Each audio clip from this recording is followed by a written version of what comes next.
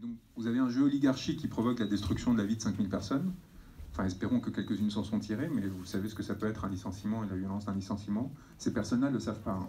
Ces personnes-là, soit parce qu'ils sont fonctionnaires, qu'ils ont des emplois à vie, soit parce qu'ils sont dans un jeu qui leur permet en permanence de rebondir d'un point à l'autre, quels que soient leurs armements politiques, ils ne savent pas ce que ça peut représenter la violence d'un licenciement, ni pour eux, ni pour leurs proches, parce qu'ils vivent en vase clos. Parce qu'ils ont construit à travers une sorte d'endogamie sociale, la destruction de l'école de la République, qui fait qu'aujourd'hui, il y a 1% des fils d'ouvriers ou d'employés qui sont à l'ENA, Normal Sup ou à Polytechnique, dans les écoles qui forment nos décideurs. Donc ces personnes-là, ni eux, ni autour d'eux, ne connaissent la violence sociale, la violence de la précarité, du licenciement.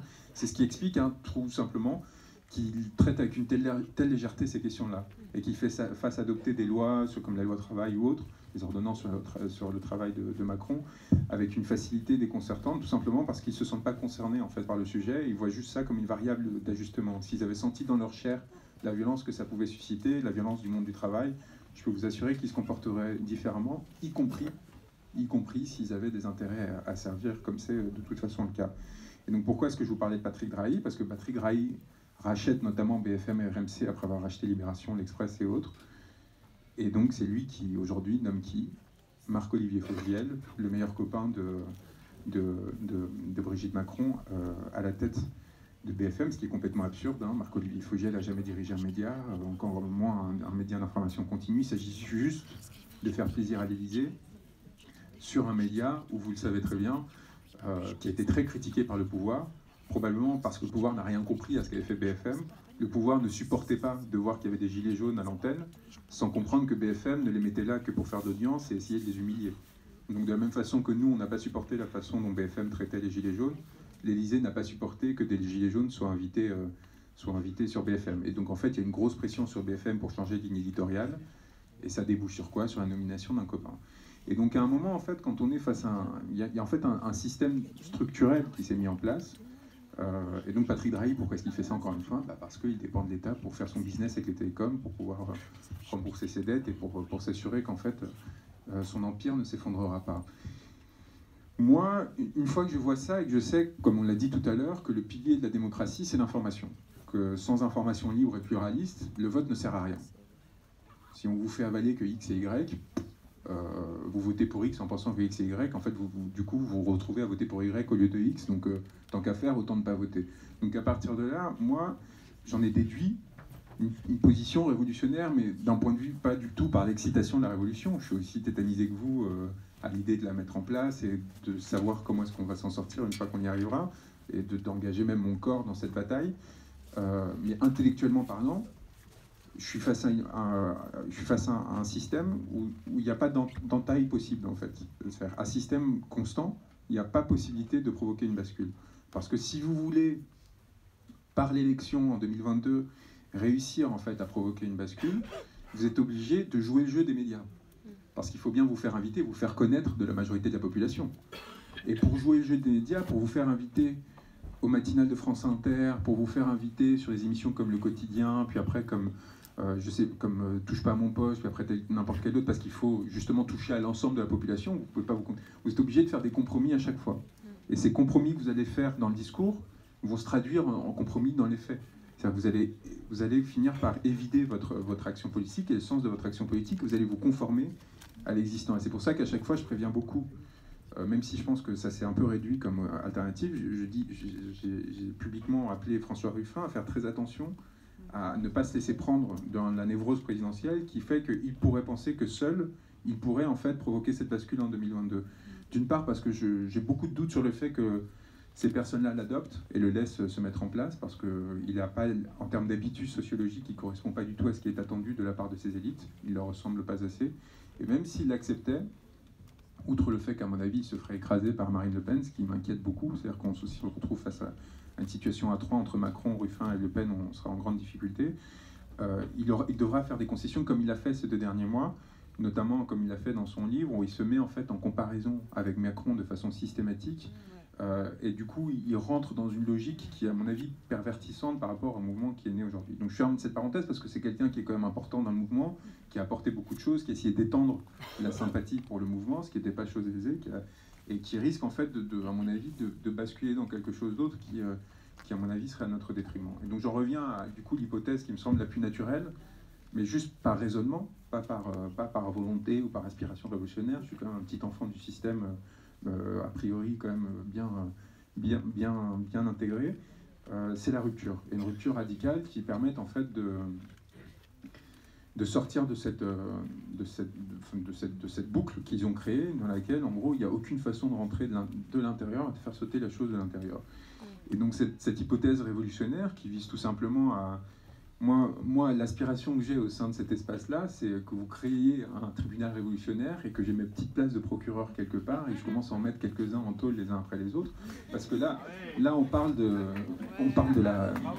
la partie la plus drôle, mais en fait, il y a quand même derrière, au-delà des licenciements sur telle ou telle affaire, il y a structurellement en fait une prédation extrêmement forte qui s'est mise en place au détriment de l'ensemble de la population.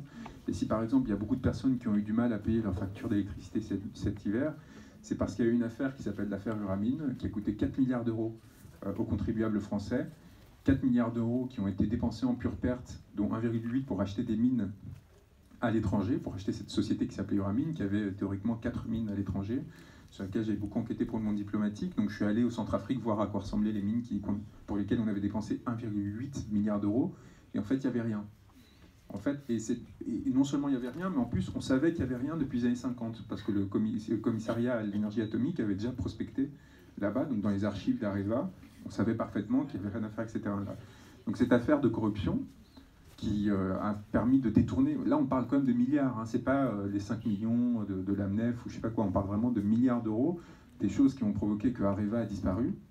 Enfin, c'est rien que ça, hein, qu'on a restructuré EDF, que maintenant on s'apprête à séparer EDF entre la partie nucléaire et la partie énergie renouvelable et le reste, pour en gros privatiser toute la partie rentable et payer au nom de l'État toute la partie qu'on a saccagée à cause notamment de l'affaire Uramine. Ça, c'est la suite, hein, c'est ce qui est en train d'arriver en ce moment. Là, on parle beaucoup des aéroports de Paris, mais ça ne va pas s'arrêter là. Bien, tout ça, ça a été provoqué par la recapitalisation qui a été exigée du fait de cette affaire, de cette disparition d'argent. Alors pourquoi est-ce qu'ils avaient fait ça? Ils avaient fait ça non seulement pour gagner de l'argent eux-mêmes, avec travers un système de rétrocommission. La seule personne dont on a retrouvé qui ait touché de l'argent à ce sujet, c'est Balkany, qui a touché 15 millions d'euros. Il est partout, celui-là, à chaque fois. C'est un bon indicateur. Suivez Balkany, vous... Mais en fait, il y avait surtout 400 millions d'euros qui ont disparu en Afrique du Sud, parce que Anne Lauvergeon, qui était la PDG d'Areva, avait monté tout un système de corruption des dirigeants en place de l'Afrique du Sud pour obtenir un marché de plus de 70 réacteurs nucléaires. Donc un truc énorme, quoi, qui aurait permis en gros l'équivalent du parc nucléaire français, voire plus. Ça aurait permis à la France d'assurer la filière nucléaire pendant 15 ans. Donc ils ont dépensé 400 millions d'euros en corruption. Sauf qu'il y a un truc qui s'est passé en Afrique du Sud qui ne se passe pas en France, quoi, parce que en France on a réussi à contrôler en gros le système. Il y a des élections pluralistes en Afrique du Sud et les types qu'ils ont corrompus ont perdu l'élection. Et donc on a perdu 400 millions de balles, pardonnez-moi la vulgarité du truc, parce qu'en gros on n'avait pas anticipé que contrairement à en France, les élections pouvaient en effet avoir un effet non contrôlé par le système oligarchique en Afrique du Sud, et ils se retrouvaient à poil, et c'est comme ça qu'on a découvert l'affaire Uramine, qui autrement serait restée masquée. Et cette affaire-là, cette Anne Lauvergeon-là, qu'est-ce qu'on fait dans un pays normal? Prison, immédiatement. Vous avez affaire de corruption, 4 milliards d'euros de fonds publics, parce qu'Areva, c'est une entreprise publique qui disparaissent, suppression de 3000 emplois chez Areva, destruction de EDF, c'est quand même une immensité. Carlos Ghosn, à côté, c'est 20 millions d'euros, c'est rien. On parle de 4 milliards d'euros. Anne Lauvergeon, 4 milliards. Anne Lauvergeon n'est pas virée. Elle fait même campagne pour sa réélection, et encore mieux, elle essaie de convaincre François Hollande d'être nommé ministre de l'Industrie. Pourquoi pas, hein, tant qu'à faire, sorti par le haut, parce qu'on sait bien qu'une fois qu'on devient ministre, du coup, voilà, on oublie le reste. Et François Hollande tombe pas dans le panneau, mais il ne la vire pas, il attend quelques années, finalement ils finissent par ne pas renouveler son mandat. Mais du coup, où est-ce qu'est Anne Lauvergeon aujourd'hui? Elle est au conseil d'administration d'Engie. Bon, on s'est dit, voilà, après Areva, elle est tant qu'à faire, allons-y.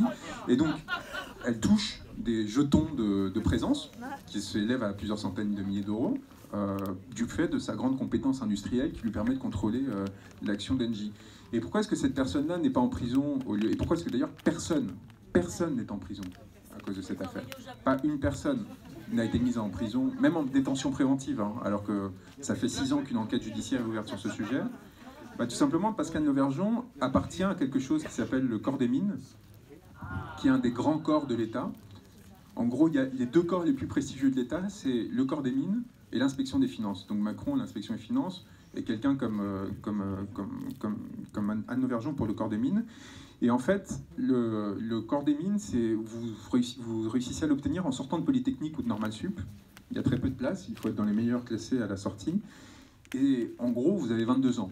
Et si vous avez réussi ça à 22 ans, à vie, vous devenez un marquis, quoi. Vous voyez, vous êtes au plus haut niveau de l'échelle aristocratique de la République française. Vous avez votre charge, et vous avez votre charge aristocratique, en fait, et toute votre vie, vous allez vivre de ça, sans à aucun moment avoir un contrôle sur ce que vous faites. Et c'est exactement ce qui s'est passé avec Macron de son côté, qui, parce qu'il a 22 ans, de façon laborieuse, hein, après avoir raté 3 fois Normal Sup, après raté une fois la première fois le concours de l'ENA, réussi à l'avoir la 2e fois et à rentrer à l'IGF, on repassera pour le génie qu'on nous a vendu. Il a obtenu le Sésame, qui était l'accès à l'inspection des finances, et du coup, il a rentabilisé cet accès à l'inspection des finances en partant chez Rothschild. Donc en emportant avec lui tous les réseaux et tout ce qu'il savait de l'État, pour aider Rothschild à faire quoi? À piller l'État, évidemment. Et du coup, à partir de son passage chez Rothschild, où il gagne 2 millions d'euros en 3 ans, et derrière, il revient dans la politique en devenant conseiller de Hollande. En écrivant ça aussi, j'ai découvert ce cher Cahuzac que j'ai rencontré lors de l'écriture de Crépuscule, qui me raconte quand même, en me disant « mais je vais rien dire sur Macron, j'adore Macron ». On a écrit ensemble le programme économique de Hollande. J'étais là, très bien, merci de m'avoir flatté Emmanuel de cette sorte. Donc ces 2 personnes écrivent ensemble le programme économique de Macron, et du coup vont faire quoi? Ils vont écrire un programme économique super libéral qui consiste à transférer des ressources de l'ensemble de la population vers les plus favorisés. Le dispositif clé, c'est quoi? C'est le CICE, qui est inventé par eux, qui en fait permet d'alléger les charges des grands groupes pour moitié, et du coup ça va vers qui? Ça va dans les poches des actionnaires des grands groupes. On nous disait ça va créer des emplois. 5 ans après, ça nous a coûté plus de 100 milliards d'euros. Les estimations vont entre 0 et 100 000 emplois créés. Les plus pessimistes, 0 emploi créé. Il y a quand même des instituts qui considèrent que ça crée 0 emploi, quelques-uns qui disent peut-être 100 000 en 5 ans, donc 20 000 par an, pour 20 milliards d'euros par an. Vous imaginez avec 20 milliards combien d'emplois vous pourriez créer? Et donc en fait, pourquoi est-ce qu'ils font ça? Tout simplement pour se faire bien voir, non seulement de l'oligarchie, mais des milieux financiers de façon générale, de façon à ce que ces derniers soient en appui de leur carrière politique, et que comme c'est ces personnes-là qui contrôlent notamment les médias, du coup cet appui se transforme notamment par une couverture favorable qui fasse que l'insignifiant Emmanuel Macron va devenir un Mozart de la finance, un grand pianiste, un danseur de tango, et je ne sais plus ce qu'on nous a raconté d'autre pour nous le vendre, un grand philosophe. Et alors qu'en fait, son parcours ne disait rien de spécial. En fait, pourquoi? Parce que tout simplement, il était le mieux placé pour défendre leurs intérêts. Donc j'en reviens à l'hypothèse révolutionnaire. Moi, je pense que ces personnes... pourquoi est-ce que j'en parle? Qui est-ce qui est directeur des affaires publiques, c'est-à-dire du lobbying de Areva entre 2007 et 2010, donc au moment de l'affaire Uramine? Édouard Philippe. Tadam!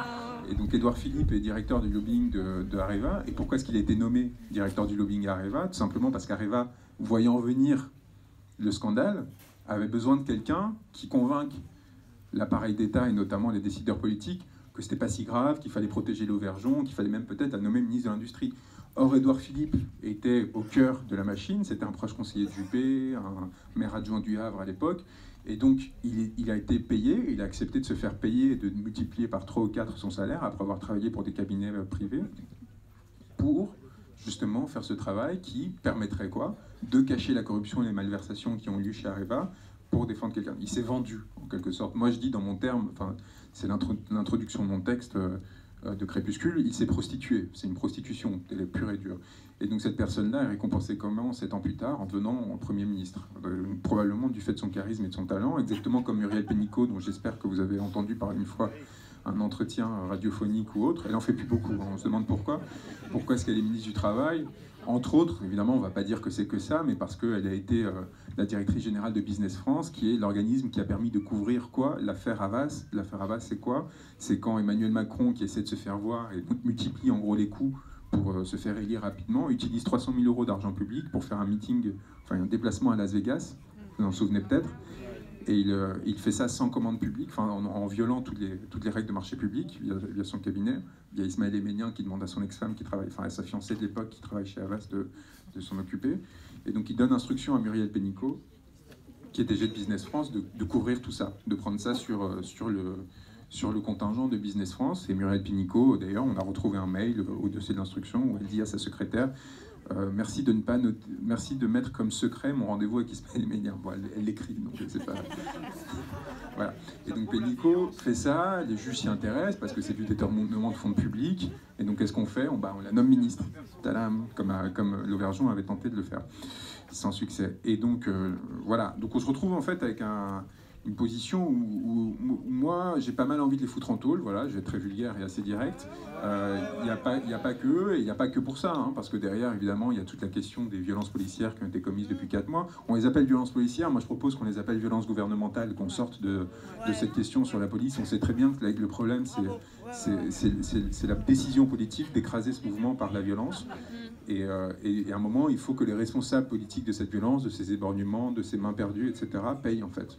Payent tout simplement et soient rendus responsables de leurs actes. Alors il faut que ce soit fait froidement, hein, avec la froide distance de la justice, mais avec une justice qui fasse son travail. Et donc pour avoir une justice qui fasse son travail, qui ne mette pas des gens comme Cahuzac en liberté surveillée en Corse, dans un petit village, enfin, no comment, quoi, il faut qu'on change les institutions, tout simplement. Parce que ces institutions constantes, on n'y arrivera pas. Et pour changer ces institutions, on peut se dire qu'en 2022 ou en 2027, ou je ne sais pas quand on y arrivera, on peut aussi du coup laisser la possibilité du fascisme s'installer dans ce pays, l'air de rien, avec Le Pen qui prenne la suite de Macron. Si Macron n'y adhère pas directement, comme c'est déjà le cas visiblement. Et donc il faut qu'on reprenne le pouvoir, quoi, tout simplement. Il faut qu'on reprenne le pouvoir, il faut qu'on le fasse comment? Il faut, à travers la rue, se mettre en branle.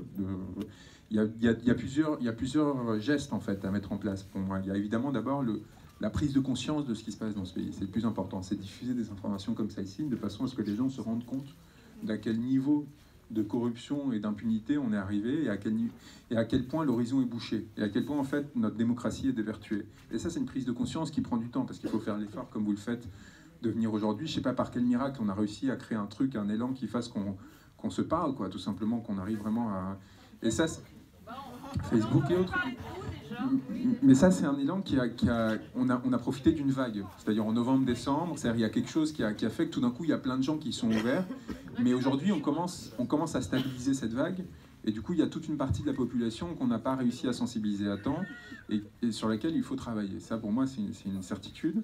La deuxième, c'est maintenir la tension et le rapport de force par la rue les samedis, et pas que les samedis, parce que pour moi, en fait, le moment capital, un moment clé pour réussir à montrer que le mouvement est vraiment là et va rester, et non seulement va rester, mais va réussir à agréger des forces différentes, y compris syndicales et autres, et on va leur arracher à leur atonie et à leur servilité, quelque part, qu'ils ont montré depuis 5 mois par rapport à l'existant, c'est le 1er mai.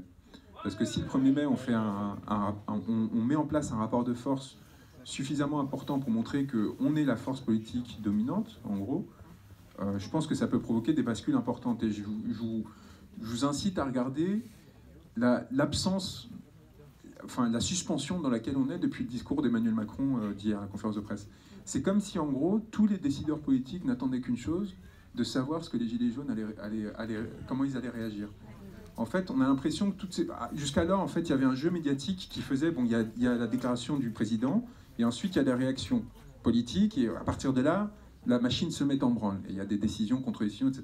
Là, si vous regardez un peu, si vous sentez l'air, c'est comme si tout le monde était un peu là, en attendant de voir peut-être, et en fait, ça montre une seule chose, c'est que c'est nous qui sommes devenus centraux, nous sommes devenus quelque part les décideurs de la temporalité médiatique et politique, et qu'à partir de là, on a les cartes en main. Et la question, c'est comment est-ce qu'on arrive en fait à provoquer cette bascule ensuite à partir de cette force.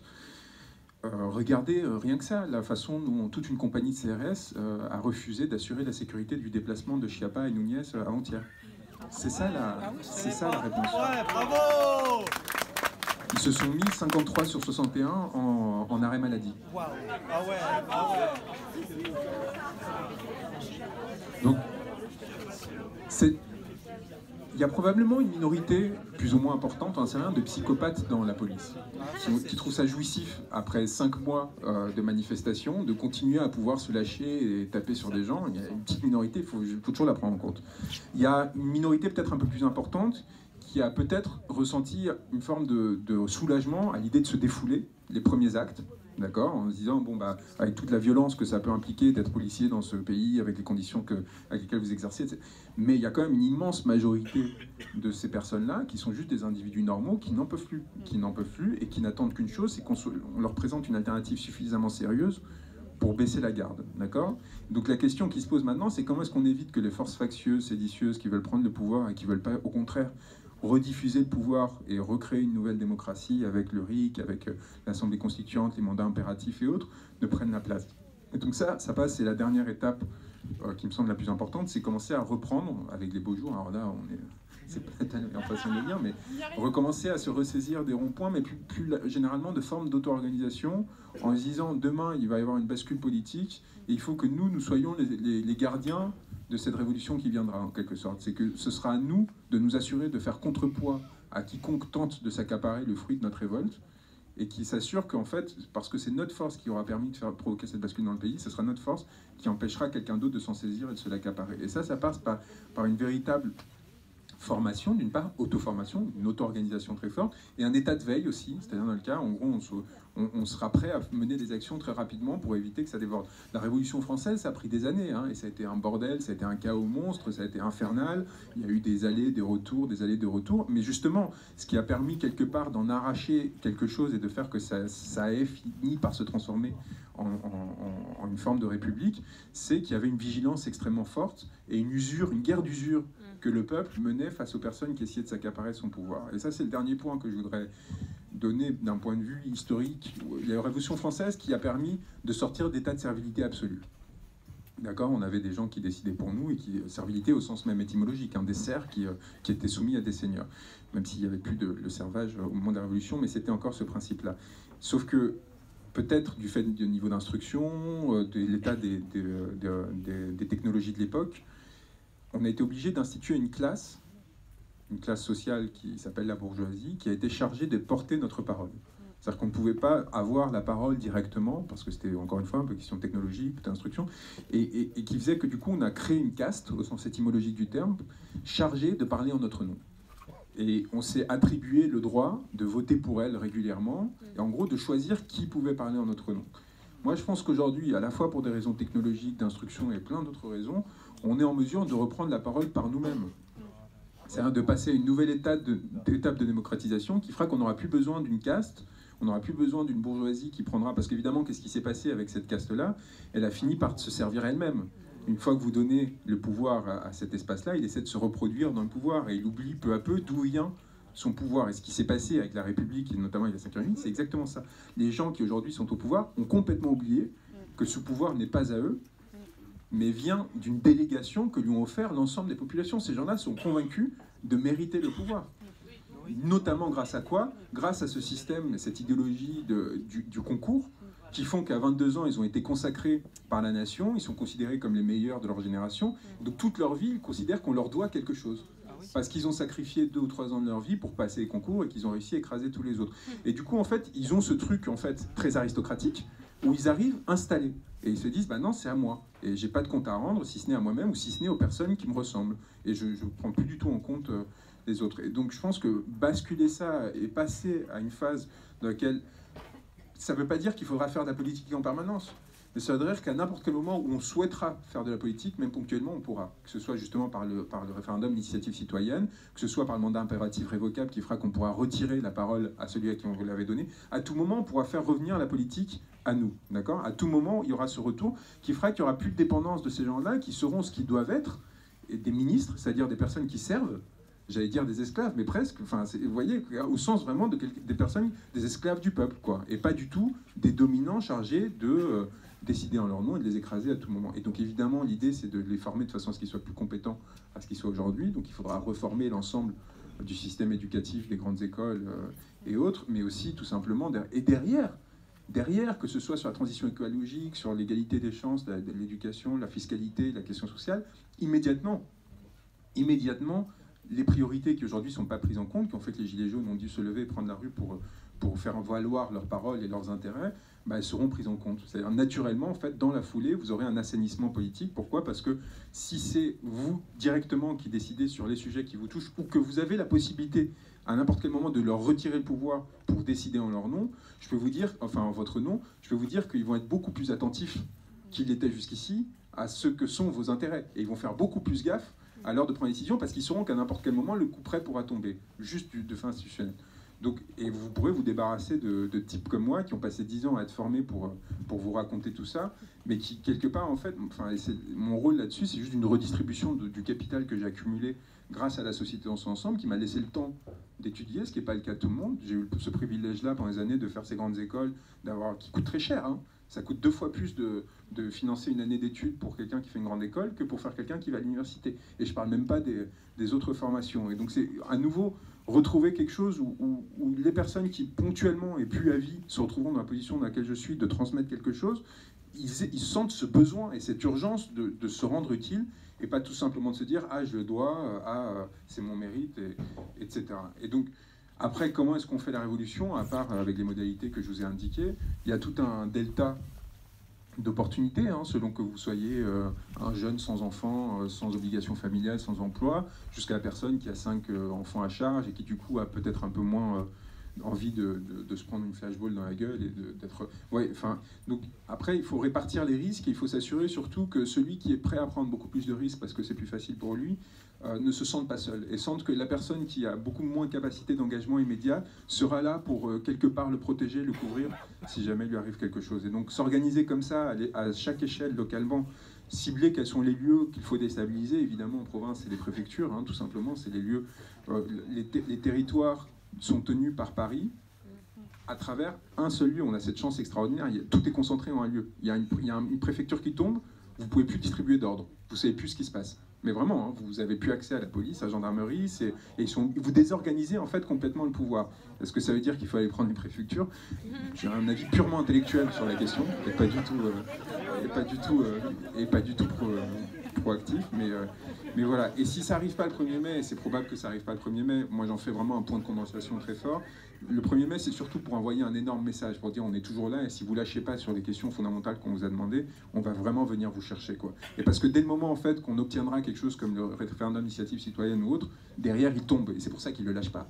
C'est pour ça qu'ils ne le lâchent pas, parce qu'ils savent très bien qu'on prend ça, et à partir de ça, on va construire tout le reste, et on ne va jamais le lâcher. Donc évidemment, ils sont dans une tension très forte, c'est pour ça qu'il ne dit rien, enfin qu'il y a cette parole qui ne dit rien pendant 2 heures hier à l'Élysée, au-delà du fait que ce soit quelqu'un en fait, qui ne soit pas intéressant et pas si brillant que ce qu'on a voulu nous dire, voire assez médiocre, et voilà, donc il faut voilà, le 1er mai comme un point de condensation, de réactivation aussi, pour dire, bah voilà, il y a eu quand même une phase un peu de creux, parce que c'est pas évident de tenir sur le terme, mais là, il y a un moment de jonction aussi avec les autres formes de lutte, et derrière, une organisation plus sérieuse pour préparer l'après. Ça nous a tous pris de court, hein. Moi, je ne m'attendais pas à devenir procureur du tribunal révolutionnaire de la 6ème République, mais j'ai envie de m'y préparer maintenant et de proposer justement, en gros, qu'on commence à réfléchir chacun, voilà.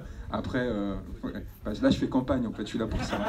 C'est ça la campagne que je suis en train de faire, et que chacun s'interroge sur le rôle qu'il voudra jouer dans ces nouvelles institutions, quelle forme institutionnelle ils veulent donner à ce pays, et qu'on ait cette forme de politisation noble, enfin, chacun, où on puisse se dire, mais en fait, nous, chacun d'entre nous va pouvoir peser à sa mesure, avec son envie, avec ce qu'il souhaitera sur... et si je finis procureur adjoint dans un petit tribunal parce que vous aurez décidé que quelqu'un d'autre était mieux que pour se payer Édouard Philippe, ça sera très bien. Au moins j'aurais réussi, j'aurais commencé à réfléchir à cette optique-là, et ensuite on soumettra des formes démocratiques pour décider qui fait quoi et comment, tout simplement, quoi. Et je serais ravi de toute façon de... Moi, mon rêve, je vais finir là-dessus, je suis désolé, c'est peut-être une note un peu personnelle, c'est de pouvoir à nouveau servir ce pays et servir l'État, mais à partir d'un truc qui serve à quelque chose et qui soit pas juste un pillage pur et dur comme on le connaît aujourd'hui. Donc si vous pouvez me donner cette opportunité, si je pouvais ne pas attendre 50 ans pour que ça arrive, je serais ravi. Voilà. Donc Juan, tu es prêt à écouter tes électeurs révolutionnaires. Les micros sont là, voilà, c'est à vous.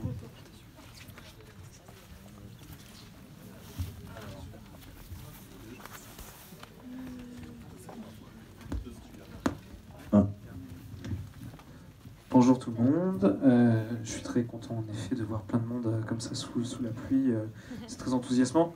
Merci Erwan pour cet exposé. Je suis d'autant plus content, pas tant de voir le nombre de gens, mais que de voir la diversité des gens, c'est-à-dire que Erwan Branco ne peut pas se rendre compte parce qu'il ne connaît pas les gens en Sarthe, mais ici je vois des militants gilets jaunes acharnés. Voilà, je vois des militants de la gauche anticapitaliste plus traditionnelle qui étaient là avant. Je vois des militants écologistes aussi, je vois des militants qui sont plus d'un côté culturel, associatif, etc. Et voir tout ce monde-là à un seul endroit, je trouve ça assez intéressant par-delà le nombre des gens qui sont présents, parce que c'est pas forcément des milieux qui se côtoient tout le temps. Et du coup, voilà, je tenais à dire ça. Je suis ancien journaliste, j'ai été 6 ans journaliste avant de démissionner parce que j'en pouvais plus, notamment par rapport à des accords éditoriaux, par rapport à ma rédaction qui était assez embêtant. Il y a un truc qui me questionne dans ce que tu dis, parce que je pense qu'une démocratie peut fonctionner qu'avec une presse qui fonctionne, parce que tous, on ne peut pas savoir ce qui se passe en continu à chaque instant dans le pays, à chaque instant dans le monde, c'est impossible, on ne peut pas être partout. Donc on a besoin de ces médias qui font interface entre nous et le monde. C'est que tu pointes des désaccords qui sont tout à fait légitimes. Le seul truc, c'est que j'ai l'impression que ces désaccords ont toujours existé, ces dysfonctionnements, pardon, ont toujours existé dans la presse. Et je ne suis pas sûr qu'ils puissent se régler foncièrement. C'est-à-dire que par-delà les questions oligarchiques que tu pointes, il y a des questions d'économie, des questions de biais intellectuels qu'ont les journalistes, d'autocensure, de pas mal de choses qui font que la presse, une presse éthique, a jamais véritablement existé. Il n'y a qu'à voir les pamphlets complètement dégueulasses qui pouvaient exister au 19e siècle, avec des raccourcis, des histoires de m'as-tu vu, les présidents américains qui ont leur inventé des maîtresses et des histoires de pédophilie à tout va dans la presse, etc. Alors qu'il y avait des choses qui étaient tout à fait fausses dedans. Je veux dire, la presse de caniveau, ça a toujours existé. Je ne vois pas trop comment on pourrait régler ça. Voilà.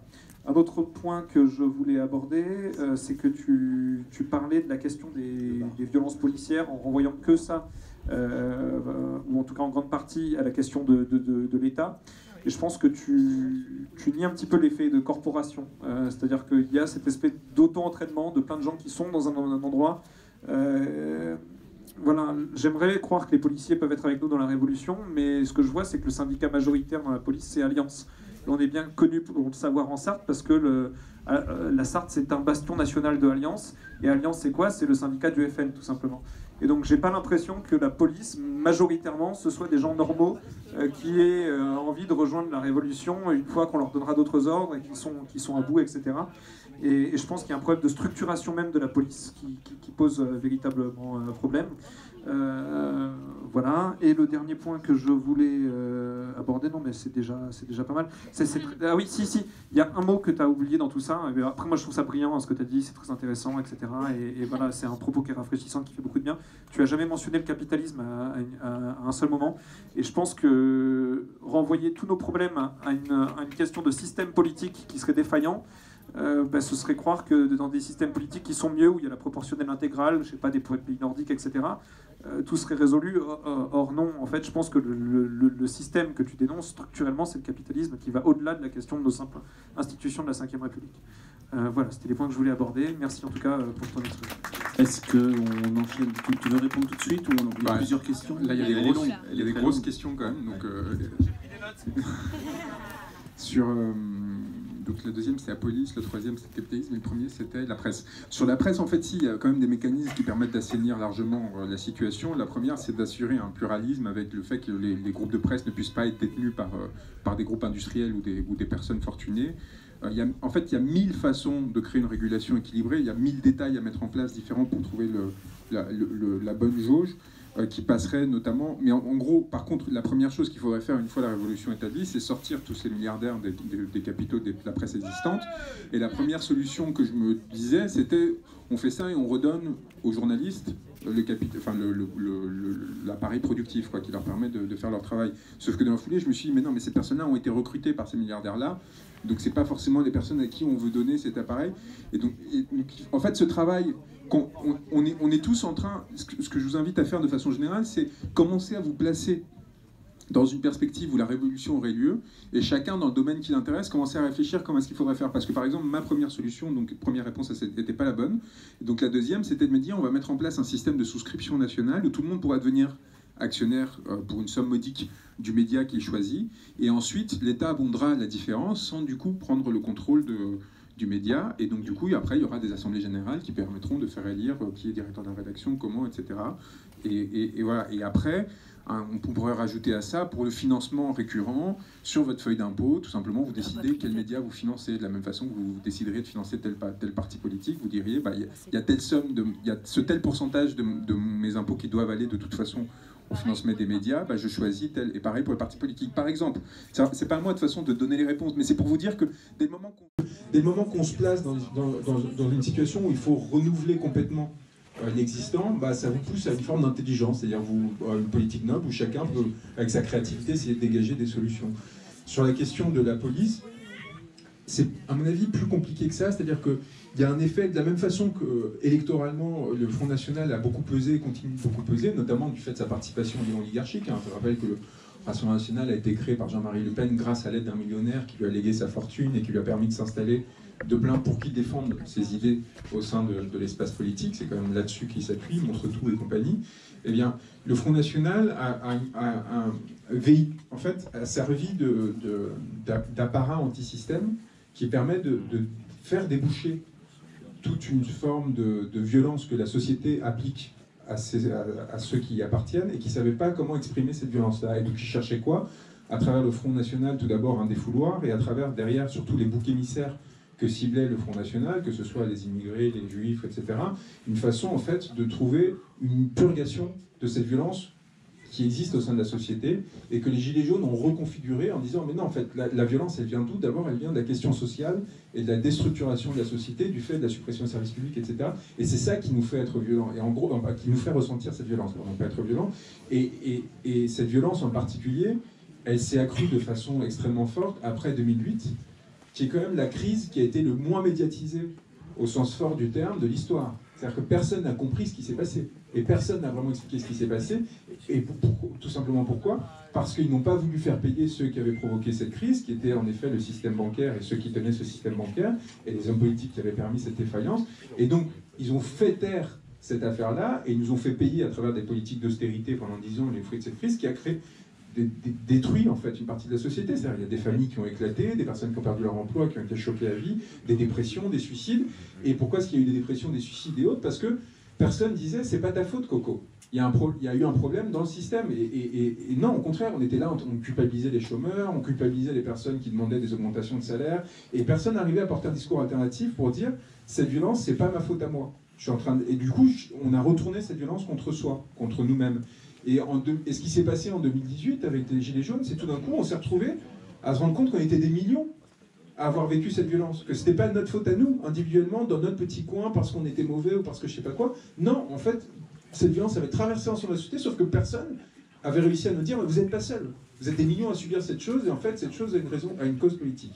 Et donc là, on s'est retrouvés, en fait, après 10 ans de saccage, à avoir subi ce saccage ensemble et à retrouver une forme de dignité, en fait, et à se retrouver un soulagement de se dire, en fait, non, le problème, c'est bien un problème de système et pas un problème individuel.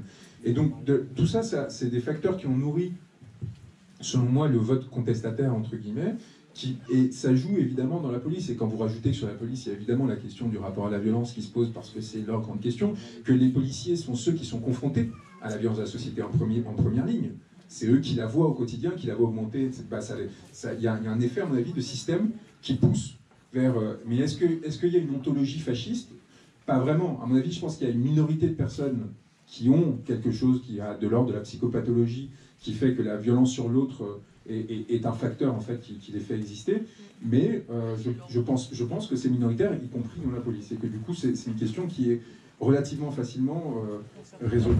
Sur la question du capitalisme, en fait, moi, mais ça c'est un truc en fait impressionnant.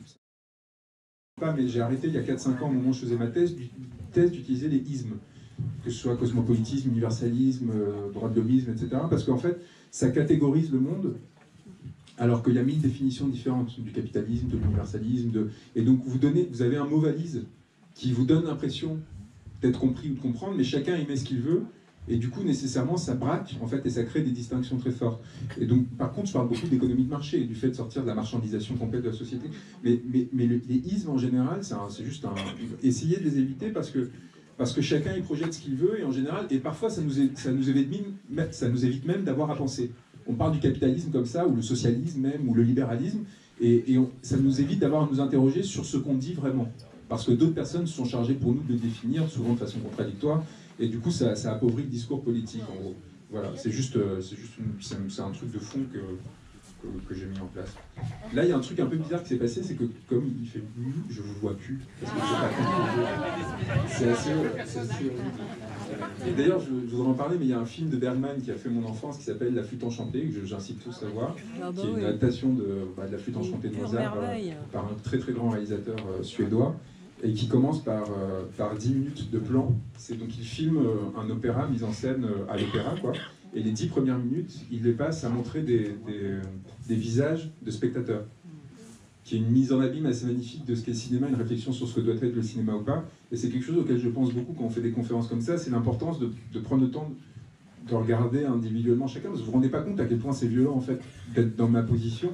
C'est-à-dire que le réflexe naturel, c'est de dire vous n'existez plus, enfin vous êtes un bloc, mais ça permet aussi de comprendre pourquoi les politiciens, très rapidement, s'abstraient du monde, en fait, et rentrent dans un rapport de négation à l'altérité, parce que c'est complètement anormal d'être dans... Enfin, vous voyez, c'est normal de vous déshumaniser, en fait, naturellement.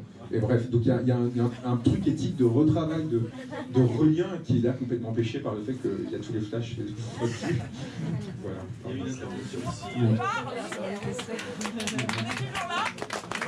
Ouais, ça fait peur parce qu'on a l'impression que finalement t'es déjà procureur, c'est-à-dire que t'es tellement loin, t'es la justice incarnée, quoi. Donc, tout moi d'abord je voudrais juste dire à tout le monde que je suis super content d'être là et que c'est grâce aux gens de Jupy et d'alentour. Je voudrais remercier tous les gens de la Brasserie et puis dire que Juan il est adhérent maintenant, donc c'est quand même une super nouvelle. Ça veut dire qu'il va revenir. Donc ça voilà, c'était la petite mise en bouche. Moi je suis vachement content. Hier soir il y avait Hugo Paletta, je sais que tu l'as lu vu ce que tu as dit tout à l'heure, parce qu'il est venu présenter son bouquin La possibilité du fascisme. Bah tu vois, il était au Mans hier. Et on parlait d'hégémonie culturelle hier soir avec lui, c'est-à-dire à quel moment quand la bourgeoisie perd l'hégémonie culturelle, la possibilité du fascisme arrive. Il faut l'avoir en tête parce que évidemment c'est une possibilité, mais nous sommes le recours collectif. Je voudrais juste développer pour les gens qu'on passe vocabulaire. Pardon, ah oui, alors. La bourgeoisie, c'est ceux qui dominent, et l'hégémonie, c'est quand on est les plus forts, quand on gagne on domine. Donc l'hégémonie culturelle, c'est quand on est les plus forts culturellement. C'est-à-dire qu'un pouvoir très fort, il le disait hier soir, le sociologue, on me demande d'expliquer, alors je suis plus clair. Simplement, c'est quand le pouvoir, il n'a pas besoin de la violence pour s'imposer, d'accord ? Eh bien, aujourd'hui, Macron, et on l'a vécu, hein, moi, comme plein de copains gilets jaunes, on l'a vécu de très près avec ces putains de flashballs, eh bien, Macron, il n'a plus que la violence pour nous faire obéir. Donc ça veut dire qu'ils sont très faibles culturellement, c'est-à-dire qu'ils n'arrivent pas à nous imposer leur doctrine. Donc ça, c'est plutôt une bonne nouvelle. Et Juan, avec le boulot qu'il fait, il travaille cette question-là. Donc moi, je voudrais juste là-dessus savoir si tu avais lu le bouquin, mais visiblement non, vu les yeux que tu fais. Mais parce que j'ai l'impression qu'il y a beaucoup de réseaux à faire. Moi, ce que j'aimerais, c'est faire des rencontres entre les intellectuels ou ceux qui pensent les choses, là, dont tu fais partie. Parce que tu parles de la violence des riches, en fait, et donc tu parles des travaux des Pinson-Charlot, évidemment. Enfin, et donc ça aussi, c'est vachement important. On parle toujours de la violence de ceux qui cassent des abribus. On parle jamais dans les médias de la violence de ceux qui cassent l'État, de ceux qui cassent la société, je veux dire, qui cassent les services publics. Et Macron est le plus grand destructeur de tous les temps des services publics, depuis au moins 1945. Je voudrais aussi rappeler quand même, parce que ça me choque, je suis désolé, je suis un stit, je suis syndicaliste même, tu vois, donc il y en a qui se bougent le cul, il y en a d'autres. Hein.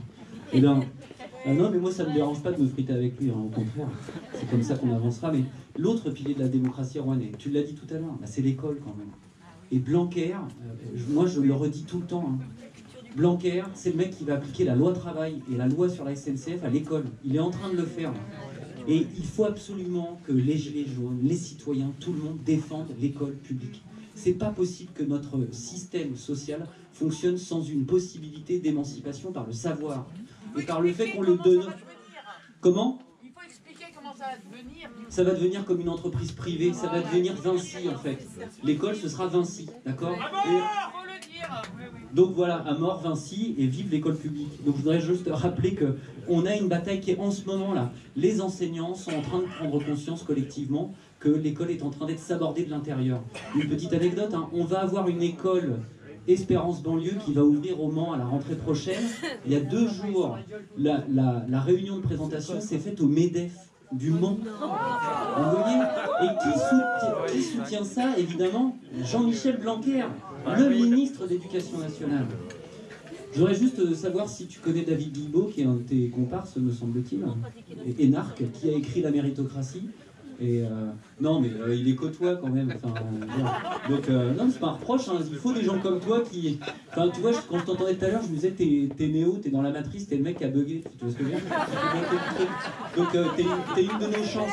T'es une de nos chances. Je vais pas être trop long, mais t'as pas parlé de la jeunesse. Et ça, je pense que c'est quand même un truc qui. On a besoin que la jeunesse retrouve la rue.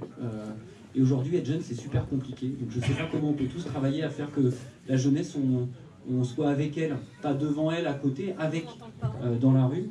Et puis, juste, je voudrais savoir si tu peux nous dire 2-3 choses sur Mediapart. Moi, je suis un abonné depuis le début à Mediapart. Et je sais qu'il y a une bataille de cette affaire-là. Sachez que Mediapart... Non, mais parlons des choses qui fâchent. Je montre la lune. Voilà, exactement. Et donc la dernière chose, parce que je suis inquiet et on n'en a pas parlé non plus, il y a Julian Assange qui est malheureusement poursuivi plus que de raison, mais je vais oser un parallèle. J'ai l'impression que tu pourrais bien devenir le Julian Assange français vu ce que tu dis là. Et la question c'est comment on te protège. Comment on te protège collectivement, parce que sinon le prochain après Julian Assange ce sera toi là, j'ai l'impression. Et je pense qu'on a une responsabilité collective, c'est vraiment de montrer à ce pouvoir que les gens comme toi on sera tous là pour, tous gilets jaunes entre guillemets, pour le protéger. Et puis juste, je faisais l'anecdote parce qu'on chante des choses de temps en temps, nous à la FSU là. Ami, si tu tombes, un ami sort de l'ombre à ta place. Voilà. Donc soyons tous résistants. Voilà.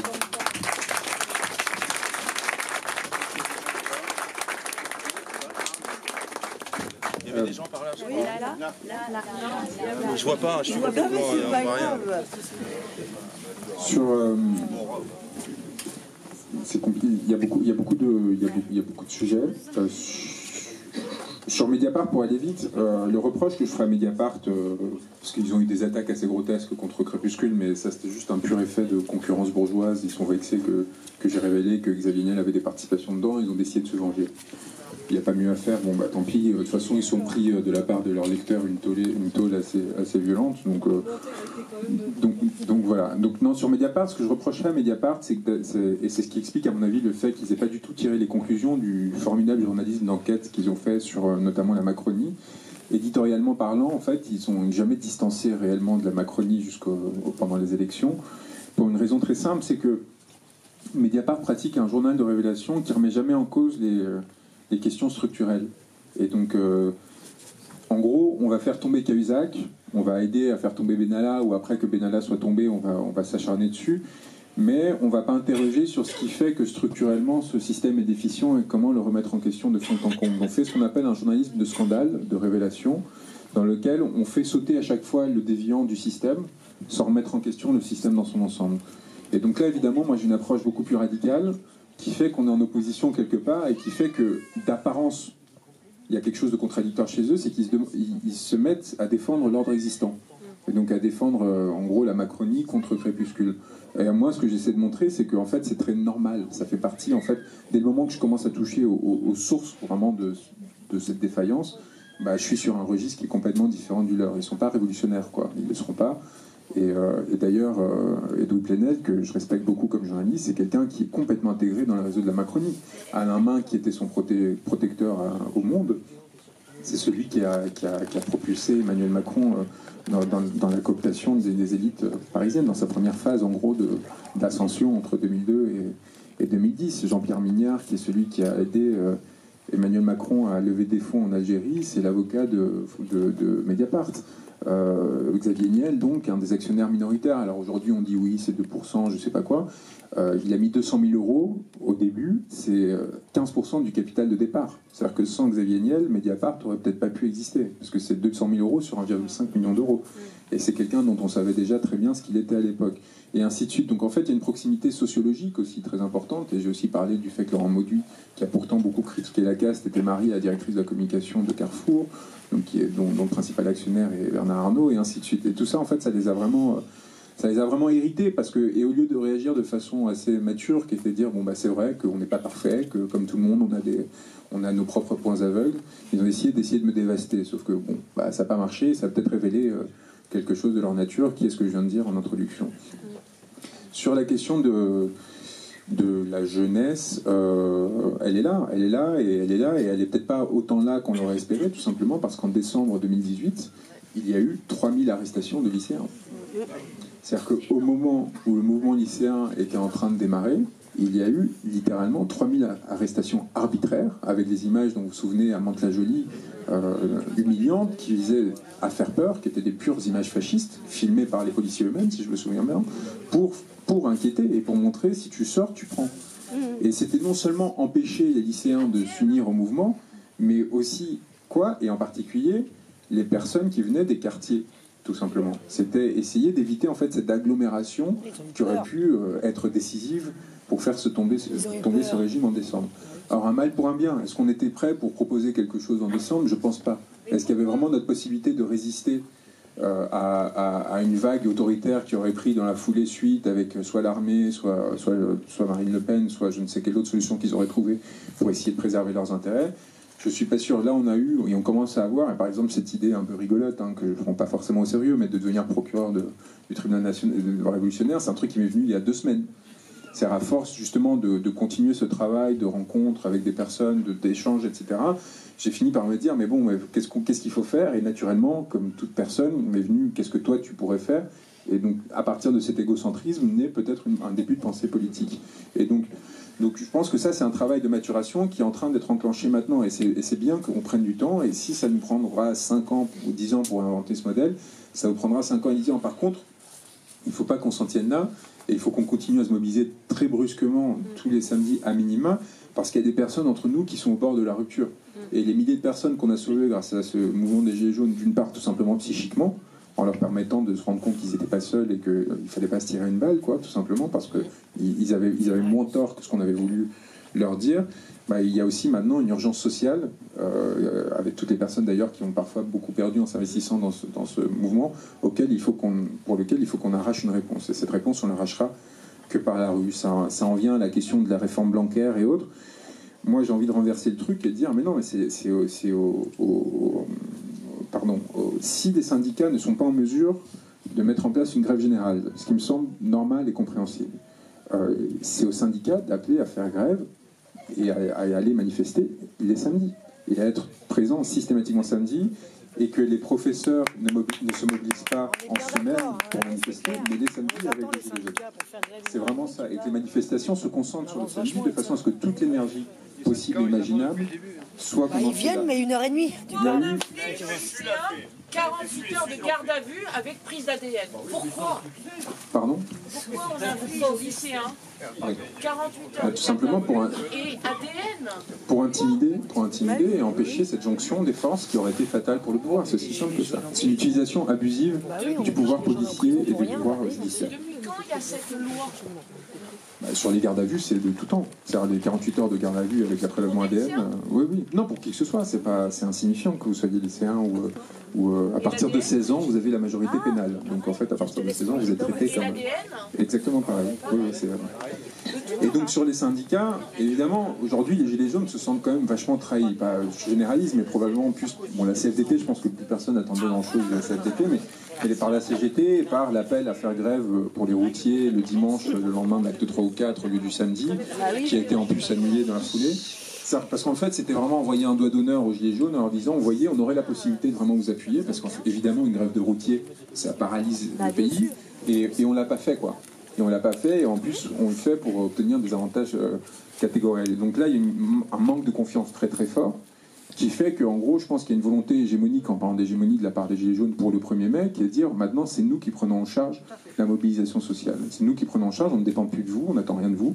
Et si maintenant vous voulez nous rejoindre et rajouter vos forces aux nôtres, on vous accueillera, mais sans plus être en attente de ce que vous déciderez de faire ou non. Parce qu'en gros, quand même, les Gilets jaunes, c'est les personnes les plus fragiles de ce pays, quand même, pour une grande majorité, qui sont retrouvées abandonnées de tous, forces politiques, y compris la France insoumise. Hein. Souvenez-vous de Mélenchon qui dit « je suis avec ceux qui manifestent et avec ceux qui ne manifestent pas » à la veille de l'acteur. En termes de lâcheté, j'ai rarement vu, et j'aime beaucoup Jean-Luc, hein, mais en termes de lâcheté, j'ai rarement vu un truc pareil, quoi. Et c'était pareil pour les syndicats. On a parlé de l'humanité tout à l'heure, les médias, même l'humanité n'a pas été à la hauteur. C'est les personnes les plus fragiles de ce pays qui sont retrouvées à risquer leur vie, à risquer de perdre un œil, une main, etc., pour défendre leurs droits. Et ça, c'est le genre de trahison qu'on n'oublie pas. C'est le genre de trahison qui fait que la possibilité de faire confiance à nouveau, à mon avis, est proche du néant. Et donc à partir de là, ça donne aussi une force très, très importante qui fait qu'on n'est plus à essayer d'être dans des luttes défensives pour préserver l'existant, mais au contraire pour tout simplement provoquer une bascule générale qui fasse que les causes structurelles qui ont amené ces appareils de pouvoir qui étaient censés défendre les plus fragiles et qui ne l'ont pas fait pendant cette période-là, en fait soient renouvelés et participent. Et les personnes qui participent, qui sont de bonne foi, des personnes qui ont sacrifié pour les délégués syndicaux, c'est des personnes qui ont sacrifié toute leur vie pour défendre leurs prochains. C'est des gens qui sont massivement mobilisés dans les Gilets jaunes, mais qui, du fait d'une défaillance de structure, ont été rendus impuissants pour vraiment provoquer cette bascule à laquelle s'attendaient les Gilets jaunes. Eh ben, il faut provoquer du coup cette bascule générale pour qu'à nouveau permettre à ces gens-là de retrouver du sens et de réussir à produire des effets dans le réel et pas se battre, pas de façon illusoire, mais s'user complètement pour après se faire écraser par la réforme des cheminots, par la réforme Blanquer, etc. Voilà.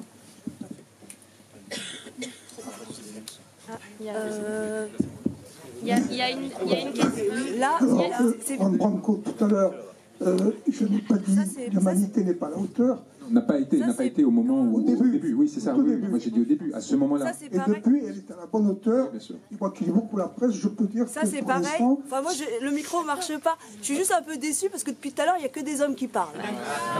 Ah, bon, alors... Non, mais... Il marche. Voilà. Bon, alors, je vais laisser la parole. Je voulais quand même dire une chose. Je vous le dis très franchement. Il y a quand même un point obscur dans la réunion telle qu'elle est. Moi, j'ai lu le livre de Juan Branco. C'est un livre terrible. Bon, je l'écoute. C'est un discours terrible. Et je pense que c'est un appel à la rupture. Hein, d'accord ? Bon, alors, après, la bascule. Ok, la bascule. Moi, je n'en ai pas connu personnellement, mais j'ai regardé de près quelques moments de bascule qu'il y a eu dans ce sacré pays. Il y en a eu dans 1936, il y en a eu dans 1968. C'est pas compliqué. Bon, alors, la bascule, ça ne change pas forcément un pays. Ça change le pays pendant un temps, et il en reste des choses très importantes. Si vous pensez qu'il ne reste rien de 1936, vous vous trompez. D'accord ? Sinon, il ne faut pas partir en congé. Hein ? Bon. Et si vous pensez qu'il ne reste rien de 68, vous vous trompez, parce que ça a changé beaucoup de mentalités, ne serait-ce que chez les femmes, mesdames. D'accord ? Bon. Mais on n'a toujours pas la parole. Ce que je voulais vous dire à propos... Heureusement qu'il y a des hommes qui ont parlé au nom des femmes. Attendez, ce que je voulais vous dire, qui est de très loin le plus important, le point obscur dont je vous parle, il y a un mot, c'est entreprise. Si, pas seulement, les Gilets jaunes, ils font leur boulot, ils le font avec beaucoup de courage. Moi, je les suis suivis depuis le début. Chapeau.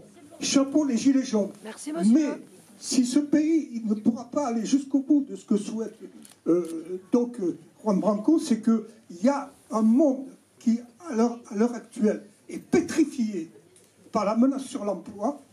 On vire chez Carrefour, on vire dans les usines, on a fermé l'usine PSA d'Aulnay-sous-Bois, qui était une usine très importante au cœur de la Seine-Saint-Denis. Et qui est allé voir les ouvriers qui se faisaient virer? Qui? Bravo, voilà. Ah oui, avec les gilets jaunes. Charles, Mais nous sommes des ouvriers, Charles. là. On n'a pas besoin d'aller... T'énerve pas. Non, t'énerve pas, je ne me suis pas énervé. C'est un autre port. On n'est pas au soviet de Petrograd. Hein? Alors, ce que je voulais vous dire, c'était que moi, quand je vous dis ça, c'est pas pour faire la leçon, pour dire aux gilets jaunes, qu'est-ce que vous foutez avec les entreprises? Ça vous importe pas? Ça vous est indifférent? Moi, je ne raisonne pas. On s'est fait virer parce qu'on est gilets jaunes. Vous voyez bien que... Sur le terrain, on n'est pas planqués dans un bureau. Ils nous ont dit on était casseurs. Vous ne comprenez pas ce que je dis. C'est un problème plus général, plus national. C'est pas telle ou telle boîte qui est dans la qui est là, à la porte à 300 mètres, c'est pas ça. C'est un problème plus général. Je vous signale que, je ne sais pas si vous voulez ou pas, je vous signale qu'il y a un type qui a été qualifié de révolutionnaire en 68, il s'appelait Daniel Cohn-Bendit.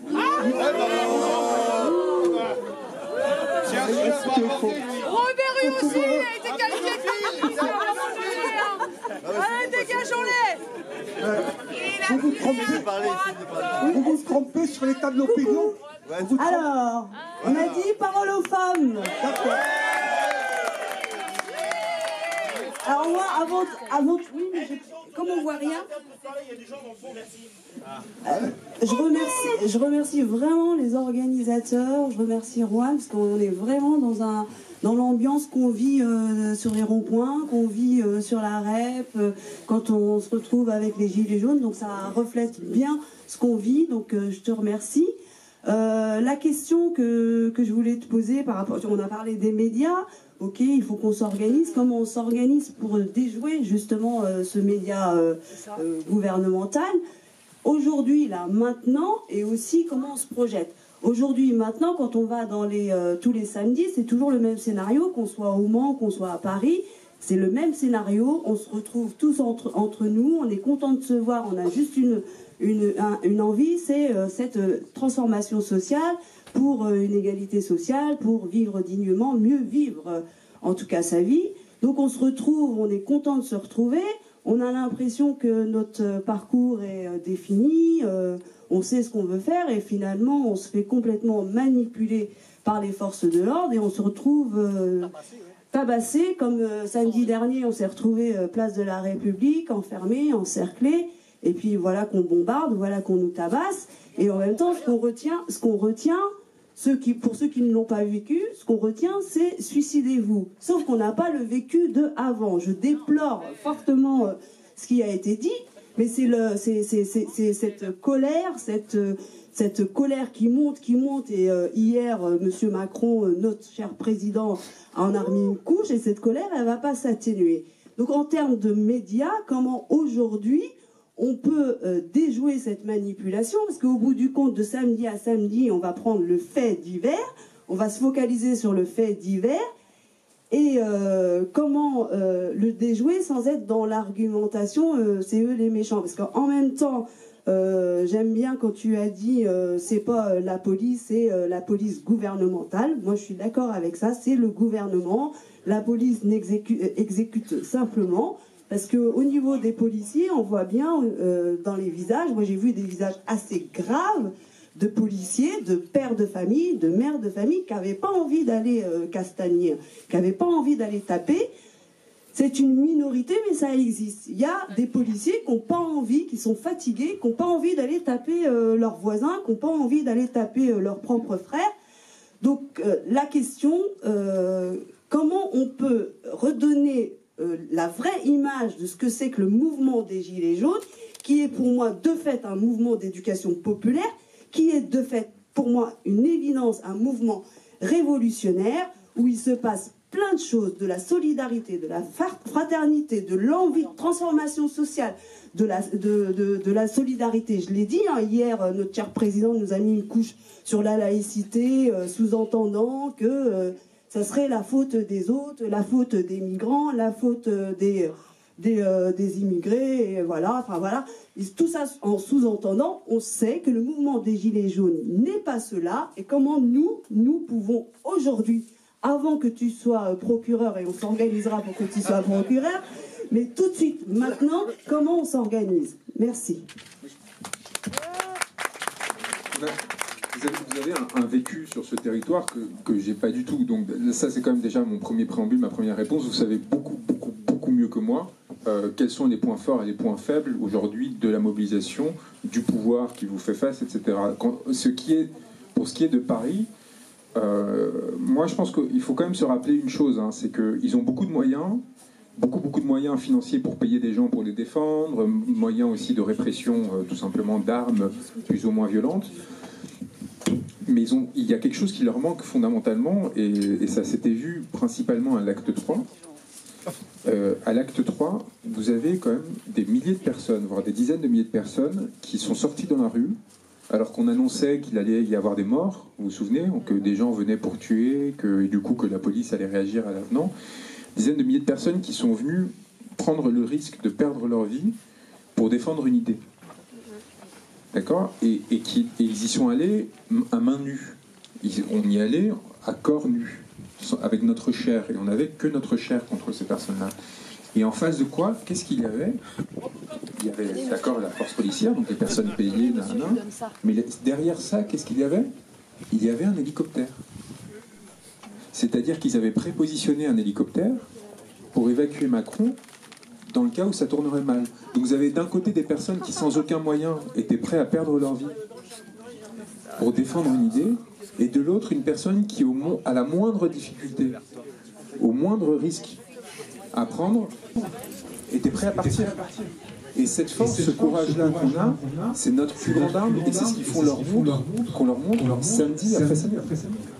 C'est-à-dire que face à leur tir de flashball, face à leur lacrymo, face à leur charge extrêmement violente, de plus en plus violente. Ce qui est révélateur aussi. À Paris, à République, ça a été de loin, de la part des policiers, l'acte le plus violent. Vraiment, moi j'y étais, et moi j'ai trouvé ça assez agréable, parce que je voyais la chose défaillir en face. Et qu'est-ce que j'ai fait moi, et ce que je vous incite à faire quand vous avez cette capacité à le faire, c'était, sans provoquer nécessairement, tenir au plus près des policiers qui chargeaient et montrer qu'on ne reculait pas, qu'on n'avait pas peur. Et dès le moment qu'on reculait un peu, revenir. Et ce qui était magnifique à République samedi, c'était les moments de reflux où en gros, les personnes qui manifestaient venaient en chantant « on est là, on est là, on est là », juste après s'être pris d'énormes charges dans la gueule. Et on sentait les policiers de plus en plus intimidés. Et de plus en plus inquiets de voir que leur tentative d'intimidation ne marchait pas et ne produisait pas d'effet. Et il y a un moment où la peur... On les respire au matin, Et il y a un moment où cette peur va changer de camp, tout simplement. Où ces personnes-là vont se rendre compte qu'il risque de leur arriver quelque chose. Qu'il risque d'y avoir une forme de tribunal révolutionnaire qui, le surlendemain, s'occupera de leur cas s'ils continuent à se montrer complices de ce pouvoir-là. Alors ça peut sembler absurde aujourd'hui, ça peut sembler lointain, mais commencez à vous placer dans cette perspective. La certitude qu'un jour, la justice sera de votre côté.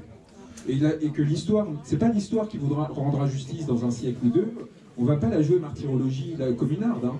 Non, il faut surtout éviter ça. Mais qu'on va être en capacité d'avoir la possibilité de faire justice et que justice nous soit rendue. Et dès le moment que vous irez voir les policiers avec cette confiance, dans une stratégie qui, de la part du gouvernement, est de confrontation et de violence, ils vont perdre. Ils vont perdre, parce que s'ils avaient eu l'intelligence de se tenir à carreau et à distance et de nous laisser, alors là, c'est vrai qu'on avait un vrai problème. C'est-à-dire comment est-ce qu'on réussit à faire masse. Mais ils ne sont pas du tout dans cette logique-là. Ils ont nommé ce nouveau préfet à Paris pour nous intimider. Et le préfet a présenté sa carte de visite samedi dernier en montrant voilà comment ça se passait. Et bien nous, de leur montrer comment ça va se passer. Et que s'ils jouent à ce jeu-là, ils vont pas. Et moi, j'ai trouvé samedi dernier à République extrêmement intéressant et positif pour nous. À cause de ça. À cause, en fait, de cette force qu'on a montrée et qui a fait que même si ça n'a pas produit d'effet sur le moment, comme on a des possibilités comme le 1er mai, et encore une fois, c'est pour ça que c'est si important pour moi, de coagulation et de réactivation du mouvement avec la masse, on va être en mesure de les intimider. C'est pour ça, vraiment, je vous incite vraiment à mobiliser vraiment pour le 1er mai, parce qu'à partir de là, on rouvre un nouveau cycle. Est-ce qu'on y arrivera le 1er mai? Est-ce qu'on y arrivera en juin? C'est pas... Mais on rouvre un nouveau cycle à partir du 1er mai. Il a battu ses cartes, Macron, hier. Il a battu toutes ses cartes. Il n'a plus rien. Donc là, il est pris dans un entonnoir, et il faut juste le cornériser et le pousser à bout de cet entonnoir. Moi, c'est tout ce que je peux vous dire à ma mesure. Est-ce que ça suffira? Est-ce que ça suffira pas? Mais je vois pas comment je pourrais tenir un autre discours alors que, encore une fois, on est 300 dans un village qui fait quoi, 600 habitants. 1000. Enfin, c'est quand même... Il y a quand même la possibilité de faire quelque chose, je pense. Quoi, là. Et donc moi, je peux que vous inciter, en fait, à non seulement à vous conscientiser et à pousser vous-même aussi autour de vous, à quelques jours de ce moment, en sachant qu'il y en aura d'autres, qu'il y a derrière un appel national à Nantes, à enclencher cette dynamique. Il y a quelqu'un qui a besoin du micro là. Excusez-moi, j'ai une question. Oui, mais du coup, tu réponds pas à la question de comment on met en avant ce mouvement-là et quelle lumière on lui donne. Parce que, par exemple, moi, samedi, j'avais vraiment envie de mettre en avant ce côté positif, ce mouvement qui est en marche, mettre en avant En Marche, la honte. Ce mouvement qui se met en place, et j'avais pas envie de focaliser sur les faits divers, parce que le fait de focaliser sur les faits divers, on en oublie ce que le mouvement porte. Oui, j'entends. Oui, bien sûr. Moi, j'avais pas envie, en fait, j'avais envie de rester sur... En fait, il y a un boulanger juste à côté qui a du mal à dormir, qui se lève tôt demain, donc on va être obligé de baisser le niveau sonore. Je pense que tout le monde entend correctement ou... Oui, ça va. On vous rend les micros du coup Quand je veux, je parle fort. Hein. On garde une seule enceinte ici. Il faut que tu t'approches un peu. Ouais. Ah. Je peux poser ma question? Mais là, on n'entend plus rien du tout. Je vous rends le micro du coup, parce que moi je parle fort, donc ça va. Fort. Ouais, il faut que je parle dans le micro. Ouais, il y a trop de... Donc justement, moi je voulais poser une question. Donc les gilets jaunes, c'est super bien, c'est génial. D'ailleurs, je vous félicite énormément parce que moi, pour être honnête, j'y vais pas tout le temps, j'y vais même quasiment jamais. Mais je suis derrière vous. Et moi, je voulais savoir comment on peut agir de notre côté, parce que sans aucun jugement aucun, quand on a des gens de notre entourage qui sont dans la classe moyenne supérieure et qui sont dans leur petit cocon, et qui ne veulent pas comprendre qu'en bas, il y a la France qui souffre, moi et bien d'autres, moi moins peut-être que beaucoup d'autres. Et moi, je voulais savoir comment justement des mots simples, pendant des dîners de famille ou des réunions amicales, quel mot simple vous pourriez me donner pour faire comprendre à la classe moyenne supérieure qu'elles se rejoignent, qui ne se sont pas concernées spécialement et qui va l'être à un moment ou à un autre, bien sûr, si toute cette mascarade continue. Voilà, comment leur expliquer que s'ils ne sont pas avec les Gilets jaunes aujourd'hui, comment leur faire comprendre, voilà, que... avec des mots simples. Deux questions. Moi, sur la stratégie de communication, il faut vraiment je pense la phase bisounours, elle est passée. On a eu un moment presque, en fait, vous parliez d'hégémonie culturelle, on a eu un moment qui était miraculeux, mais qui était une forme de... presque d'arnaque qu'on a imposée aux classes dominantes. C'était le moment initial où les classes dominantes ont pensé qu'on se battait aussi pour eux parce qu'on se battait pour leur 4x4. D'accord? Et donc ils ont cru qu'on était une pure révolte poujadiste qui visait à ne faire que baisser les impôts et les taxes, et la taxe carburant en particulier. Et d'ailleurs, visiblement, Macron, 7 mois plus tard, a toujours pas compris que c'était que ça, parce que c'est la seule proposition qu'il a faite hier quasiment. Et donc, c'est ce qui nous a permis d'avoir 85% d'appui de la population. Et parce qu'on a sidéré la classe dominante, donc du coup tous les relais qui visaient à nous détruire n'ont pas été activés. On avait même chez les... Et donc ça, on ne le retrouvera pas. Par contre, ce qu'on va garder, c'est les effets du fait d'avoir obtenu, par effraction, cette ultra-majorité. Parce que en fait, ça produit des effets de long terme. En fait, on est rentré en effraction dans leur monde et ils ne peuvent plus nous en sortir. Ils ne peuvent plus nous en sortir, et cette sympathie qu'on a réussi à agglomérer au sein de personnes qui jusqu'ici croyaient dans le modèle existant et ne s'étaient pas éveillés politiquement, ça ne reviendra pas. On les a pris pour nous. Et c'est pour ça qu'encore aujourd'hui, maintenant ils peuvent raconter ce qu'ils veulent, on est stable à 50% d'appui dans la population française. Le dernier sondage, c'était il y a 4 jours, LCI, c'était 48% pour, 48% contre. C'est déjà en gros 20% de plus que n'importe quel mouvement social. Donc il faut qu'on oublie les batailles de communication, on croit en ce qu'on fait, on est déterminé, et avec 50% de la population, je peux vous assurer qu'on n'en fait pas une, on en fait 5 des révolutions. Donc à partir de là, en fait, là, la question, c'est un pur rapport de force, et encore une fois, moi je parle de la révolution. Si on n'arrive pas à faire la révolution, de toute façon, si on met toute notre énergie dans ce sens-là, on va réussir à leur arracher des trucs incroyables. Même si ça s'arrête à mi-chemin, on va réussir à retirer, par le rapport de force politique, et la force politique ça va nous donner, on va vraiment réussir à en tirer quelque chose. Donc, oublions l'idée d'apparaître comme ci ou ça, de toute façon, on y arrivera. Ils n'ont pas de bienveillance à notre égard, ces gens-là, vu qu'on essaie de leur retirer quelque chose. Ils n'en auront jamais. Donc, essayons pas de les convaincre, essayons d'être sûrs de nous renforcer structurellement, idéologiquement, de renforcer notre pensée. Et sur la question comment convaincre les classes moyennes supérieures. Qui n'ont pas ouvert les yeux. Sur les gens, eux, ils ont un avantage qu'on n'a pas, ils ont des dispositifs de concentration d'attention. C'est ce qu'on appelle les médias. Vous voyez, des trucs qui vous permettent, en parlant une personne, de parler à 3, 4, 5, 6 millions. Nous, on a un accès très faible à cet espace-là, et quand on y a accès, vous voyez comment les gilets jaunes sont traités, c'est très difficile de le faire. Moi, j'ai réussi par effraction à plusieurs reprises à mettre des entailles, mais c'est à chaque fois en général, ça se passe plutôt bien, sauf chez Hanouna, mais voilà, c'est juste contraint, donc voilà, c'était aussi quelque chose de leur faiblesse. Et donc, on ne va pas réussir à obtenir ça. Donc en fait, c'est à l'horizontale. C'est à l'horizontale, et un truc qu'ils n'ont pas encore réussi à contrôler, c'est les plateformes, les réseaux sociaux. Il faut continuer à les investir pour une seule raison, et alors avec un caveat, mais je vais en parler tout de suite après. Pourquoi est-ce que les plateformes de réseaux sociaux nous sont si favorables, en fait? Parce que factuellement, elles créent une asymétrie en notre faveur. Contre la parole gouvernementale, elle est absolument pas relayée dans les réseaux sociaux. Vous l'avez bien vu, en fait. Ils n'arrivent pas du tout à s'en saisir. Pourquoi? Parce que les plateformes de ces réseaux sociaux sont aux États-Unis, sont des entreprises capitalistes qui n'ont qu'un intérêt de faire du profit. Et si ça passe par faire une révolution en France, ils s'en fichent complètement, ils vont favoriser ça. Parce qu'eux, leur but, c'est quoi? C'est de nous faire voir des publicités. Et comment est-ce qu'ils nous font voir des publicités? En favorisant la production de contenu organique. Et c'est quoi les meilleurs contenus organiques à favoriser? C'est des Facebook Live. Alors qui est-ce qui est le meilleur Facebook Liver de France? C'est Maxime Nicole, c'est pas Édouard Philippe. Et donc à partir de là, et pareil pour les groupes, qui sont les meilleurs animateurs de groupe, c'est pas ceux qui sont au gouvernement ni les éditocrates, c'est des personnes qui sont dans le mouvement. Donc on a réussi à se saisir de cette faille dans le capitalisme, alors là pour le coup je vais l'utiliser, qui fait que parce que ces entreprises qui sont à des milliers de kilomètres de nous, qui n'ont qu'une obsession en tête, c'est le profit, bah, quelque part ils nous laissent faire notre révolution. Mais ça pose aussi la question de l'émancipation qu'il va falloir avoir face à ces plateformes dès le moment où on aura réussi à faire cette révolution. C'est super important. Parce que dès le moment qu'il décidera de changer les algorithmes pour commencer à défavoriser nos contenus, on est foutu, en l'état actuel des choses.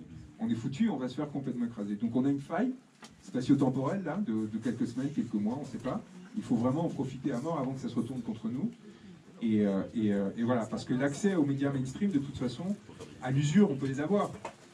Par exemple, ce qu'a fait Mediapart, ce qu'ont fait les lecteurs de Mediapart, en réagissant de façon massive à l'article de Mediapart contre Crépuscule, c'est une prévention, c'est dire faites gaffe parce que la prochaine fois ça va vous... Et donc sur les classes moyennes supérieures, je sais pas, je suis vraiment désolé, je vais dire un truc horrible, mais partagez-leur mon entretien avec Thinkerview, ou offrez-leur mon bouquin, quoi. Je sais pas quoi vous dire. Moi, en tout cas, c'est ce que j'ai trouvé comme... parce que je leur envoie, donc ils n'ont pas le temps, c'est métro boulot. Faites leur envoyer en faisant passer pour une amante imaginaire, créer un faux compte Facebook. J'en sais rien, mais en tout cas, ce que j'ai compris, c'est que le contenu que je produisais touchait ce cœur de cible. Après, la façon dont vous pouvez le faire circuler, et sinon, j'ai pas d'autres réponses à part... J'ai pas vraiment de réponse, mais ça c'est plutôt une discussion qu'on devrait avoir entre nous en fait. Peut-être que des personnes ici ont des idées de comment, parce que quelqu'un s'est confronté à cette situation de dîner de famille et a réussi à créer une entaille alors que ça n'avait pas été. Oui, moi je voudrais deux remarques.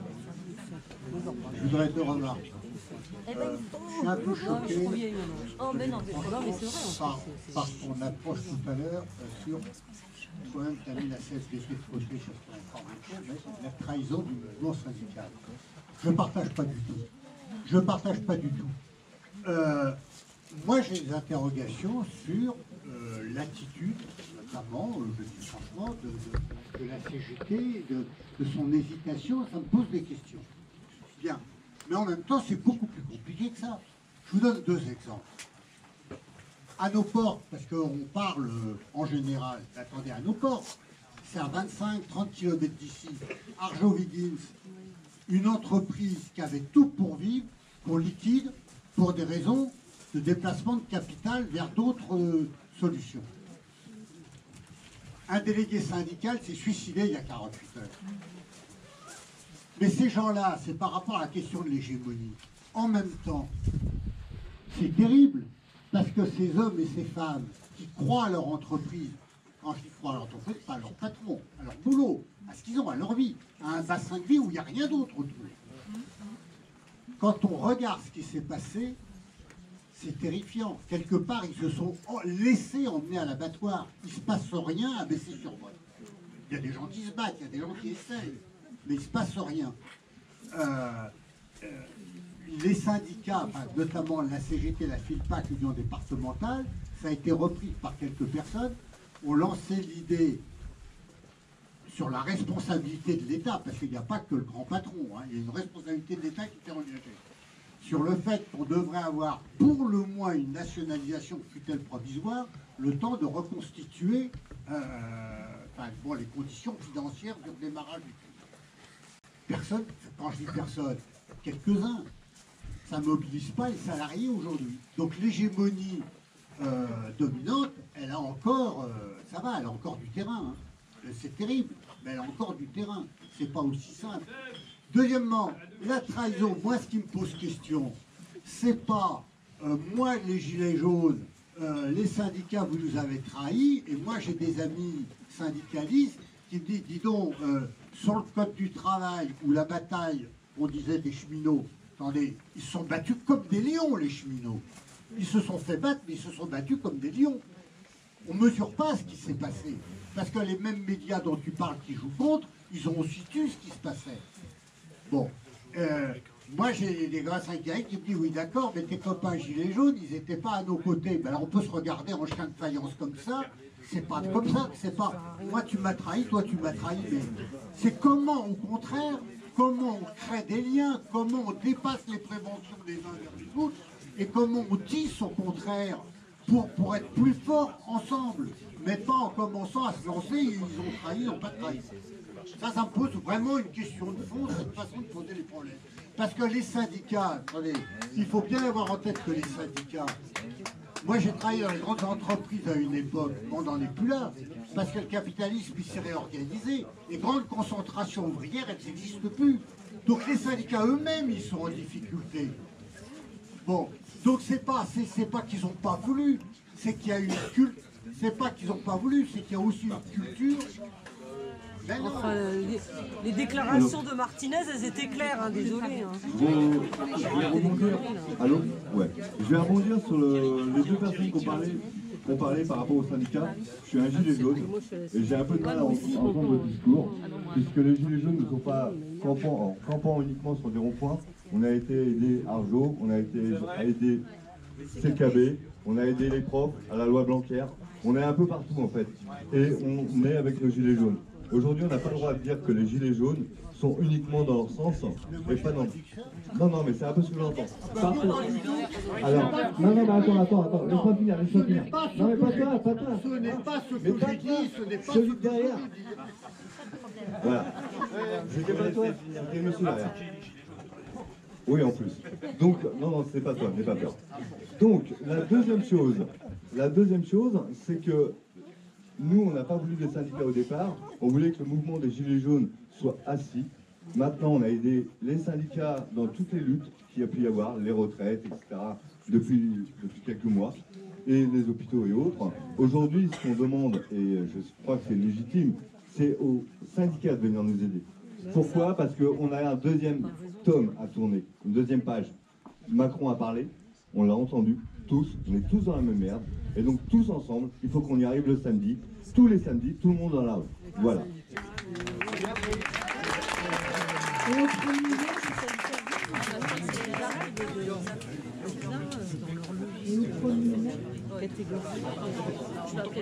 Le 1er mai, messieurs les syndicats, vous avez fait un appel à la grève.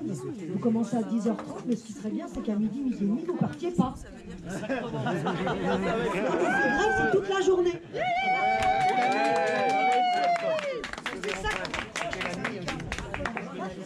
On fait le barbecue sur la place des...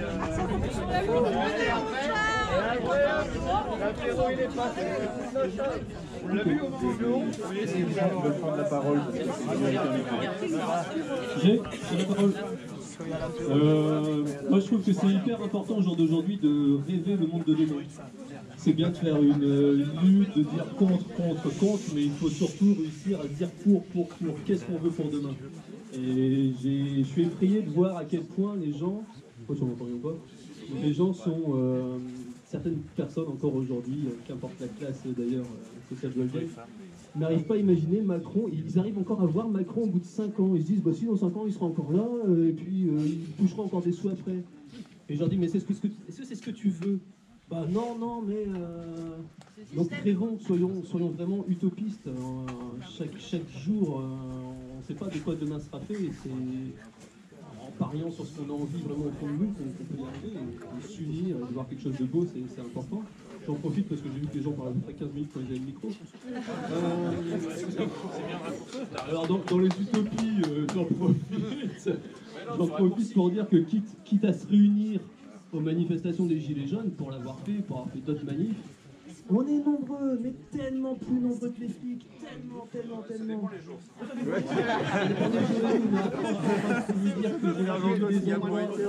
Je parle localement, hein. Franchement, je parle au Mans. Ah ouais, non, mais alors le Mans, tu sors les cordes et tu joues au jeu du cow-boy et de l'Indien, quoi. On est les Indiens avec les petits cow-boys qui sont à côté, mais je leur ai dit plus d'une fois, mais rendez-vous compte à quel point on est gentils. Rendez-vous compte à quel point nous sommes gentils. Et ça donne envie de les choper, de les ligoter, et puis de dire on en a 5 ici. Allez, on va en choper 5 de plus. Parce qu'ils sont 5 pour en choper un. Et nous on est 300 autour de 5. Et à un moment, faut faire corps, quoi, autour de mêmes idéaux. Voilà, ça sera la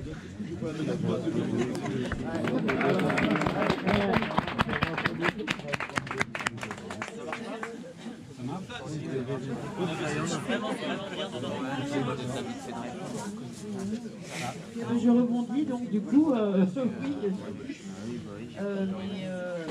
comment contourner la loi du coup, puisque en fait ils ont les policiers là, ils sont 5 pour dire en fait si tu les touches, tu vas en 48 heures en garde à vue quand même. Donc les jeunes, tu seras libéré. Voilà. C'est vrai que c'est un bon début de réponse, c'est-à-dire qu'en parallèle, se mobiliser pour une loi d'amnistie pour les Gilets jaunes. Et en parallèle, exactement. C'est vraiment le truc important. C'est ce que je disais de façon générale, je ne vais pas vous donner de réponse trop spécifique parce que ça donnerait l'impression que je ne sais pas, mais quand je parlais de répartition des risques, entre ceux qui n'ont pas peur de faire 48 heures de garde à vue et ceux qui ont peur, et ceux qui derrière en fait seront capables de se mobiliser soit au tribunal, soit face aux policiers, au commissariat, pour montrer que ça passera pas comme ça si vous mettez gratuitement quelqu'un en garde à vue, voire vous le déférez au juge sans raison. Entre ceux qui ont des moyens, qui seront capables de se cotiser pour payer la défense des personnes en question, voire les amendes, parce qu'en fait, là où ils vont devenir pervers, je vous l'annonce, c'est qu'ils vont commencer à mettre des peines d'amende.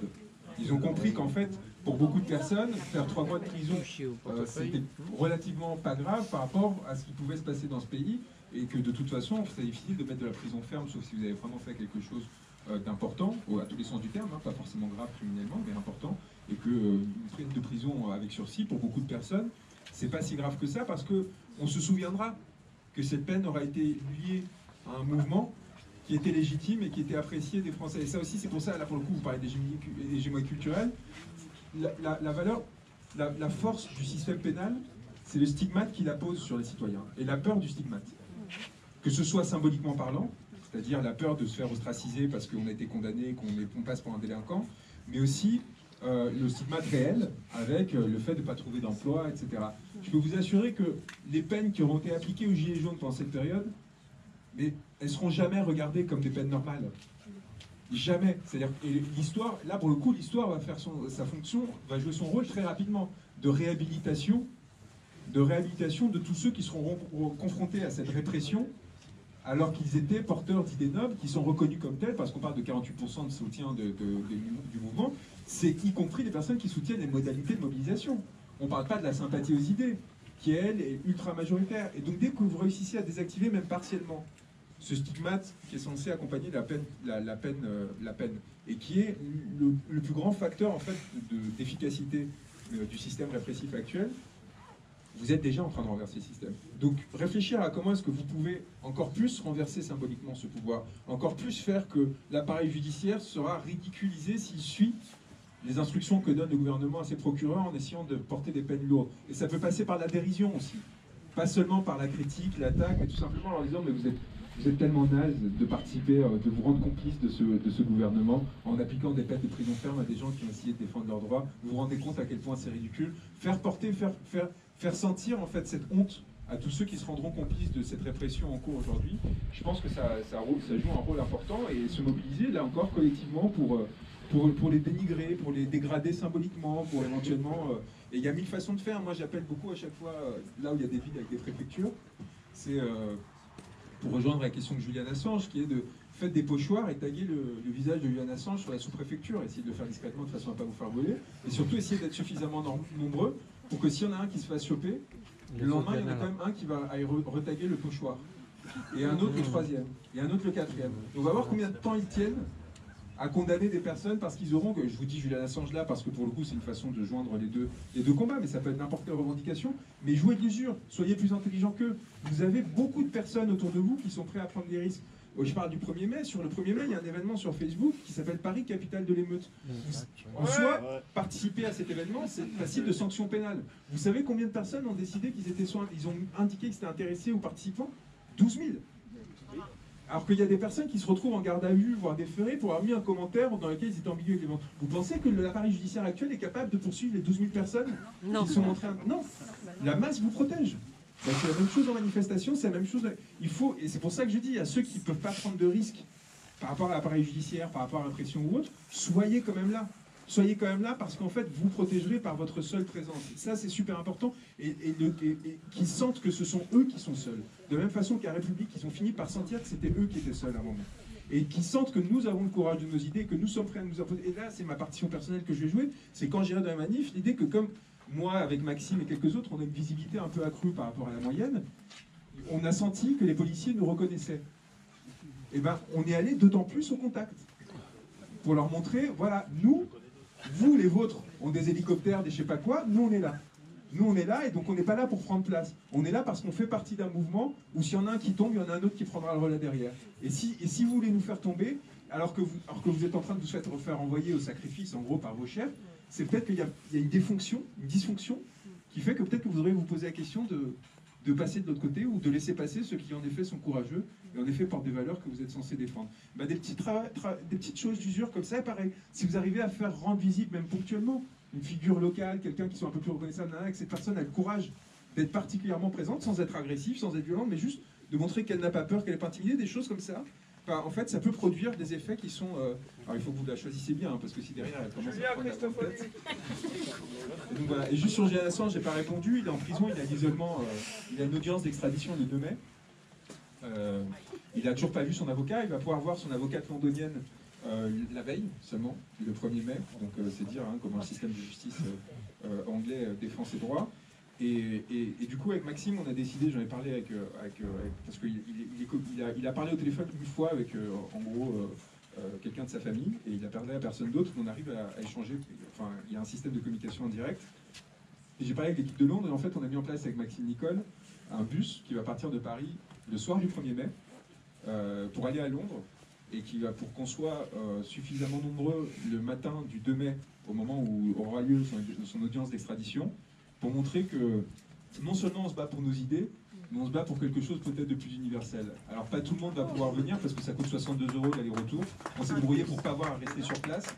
Enfin, du coup on part le soir du 1er mai, on revient le 2 mai au soir. On va faire 2 fois 8 heures de bus, ça va être pas mal. Mais on a quand même créé un événement Facebook pour ceux qui voudraient s'inscrire, qui ont les moyens de participer à ça, qui ont envie de participer à ça. On a 80 places et voilà, il y aura 80 gilets jaunes qui seront présents à Londres pour lui montrer son soutien au lendemain. Bah voilà, des actions comme ça, vous voyez. De la même façon qu'à votre échelle, vous pouvez commencer à essayer de réfléchir, organiser, je ne sais pas si c'est peut-être déjà fait. Assemblée générale dimanche après-midi. Voilà, des assemblées générales, des bus pour aller à Paris, pour le 1er mai ou d'autres dates. Enfin, tout ça, de toute façon, à un moment, la force du collectif va s'imposer, selon moi, face à ces gens-là, encore une fois, ne défendent que des intérêts et pas des idées, ce qui est exactement l'inverse de ce qu'on fait. Tous les lundis, Assemblée populaire. Ouais, c'est ça, tous les lundis soirs, on fait une Assemblée populaire aussi. C'est possible de juste... Rue d'Arcole. Merci madame. Alors, en fait, c'est pour avoir une information, une simple information. Disons que, pour le dire vite, depuis 60 ans, il y a un détricotage des acquis sociaux, etc. Et puis en 2008, on met à genoux la Grèce, et puis ensuite l'Italie, et puis ensuite l'Espagne. Et en fait, dans cette démarche-là, on arrive à des techniques de gouvernement néolibéraux voilà, on impose tout ça tranquillement. Et je voulais savoir, en fait, parce que là, on est sur un problème franco-français. Ce que je voulais savoir, c'est qu'effectivement, le mouvement des Gilets jaunes, à mon avis, moi, est européen. C'est-à-dire que tous les pays sont touchés. Ils ont tous des valeurs démocratiques en Europe. Et les valeurs, ces valeurs se dégradent petit à petit. Et je voulais savoir, en fait, s'il y a des communications et des traductions de textes, les traductions d'ailleurs des revendications des Gilets jaunes, qui passent les frontières au-delà de la médiatisation et des commentaires de journalistes, etc. Et comment, justement, ce problème pourrait devenir européen pour faire pression, véritablement, à une échelle européenne. Vous l'aurez remarqué, l'Europe, c'est l'Europe des élites. L'Europe telle qu'elle existe aujourd'hui, c'est une Europe des élites. Et en fait, toutes les voies de communication qui existent en Europe, notamment intellectuelles, passent par la médiatisation des élites. Et donc, vu qu'on est très invisibilisé, très écrasé dans cet espace-là, bah, du coup, c'est très difficile de créer des ponts avec d'autres mouvements. Après, il y a deux choses. C'est un, il y a beaucoup de pays qui attendent de voir ce qui se passe en France, parce que ce qui se passe en France, c'est un miracle dans ce système néolibéral mondialisé et ultra-capitaliste qu'on connaît. C'est que on est la 6e puissance mondiale. Donc, si vous essayez de faire la révolution à partir, disons, de la 20e puissance mondiale, peut-être la 15e, vous êtes foutu, parce que vous remplacez le type qui est au pouvoir, et le nouveau régime qui est créé, bah, il dépend toujours des capitaux extérieurs, il dépend toujours, en fait, d'un système intégré de production, qui fait qu'en gros, il va être obligé de faire la même chose. La France a vraiment la capacité, de par son poids dans l'économie mondiale, aujourd'hui, de provoquer une révolution politique qui s'imposera ensuite à la question économique. Et c'est pour ça que quand les manifs de Gilets jaunes passent devant le siège du MEDEF, sans rien faire après avoir défoncé la porte de Benjamin Griveaux, je trouve ça très bien. Parce qu'en fait, par le politique, on peut imposer un changement de système économique. Alors que si on se bat contre le système économique directement, on va se prendre que des défaites. Pourquoi? Parce qu'en fait, c'est un système tentaculaire à l'échelle mondiale, qui font que les fuites de capitaux sont quasi immédiates, et on n'arrive pas à les interrompre, et on se bat contre des multinationales qui portent bien leur nom, qui s'en foutent de faire du profit en France ou ailleurs, et qui ont du coup, même si on fait des mouvements de boycott massifs, on a beaucoup de mal à peser sur elles. Sauf si on recrée un système politique qui nous permette justement d'inverser le rapport de force. Donc c'est pour ça en fait que vous allez attaquer une préfecture, je sais pas, en Hongrie ou au Maroc, enfin, le type, vous regardent et il vous laisse les clés, quoi. Ils vous disent, bah, amusez-vous, quoi. Enfin, et 2 semaines plus tard, vous avez lâché l'affaire parce que ça change rien. En France, il y a vraiment encore une capacité par le politique à transformer l'espace économique, selon moi. Et donc il faut vraiment qu'on joue cette carte-là.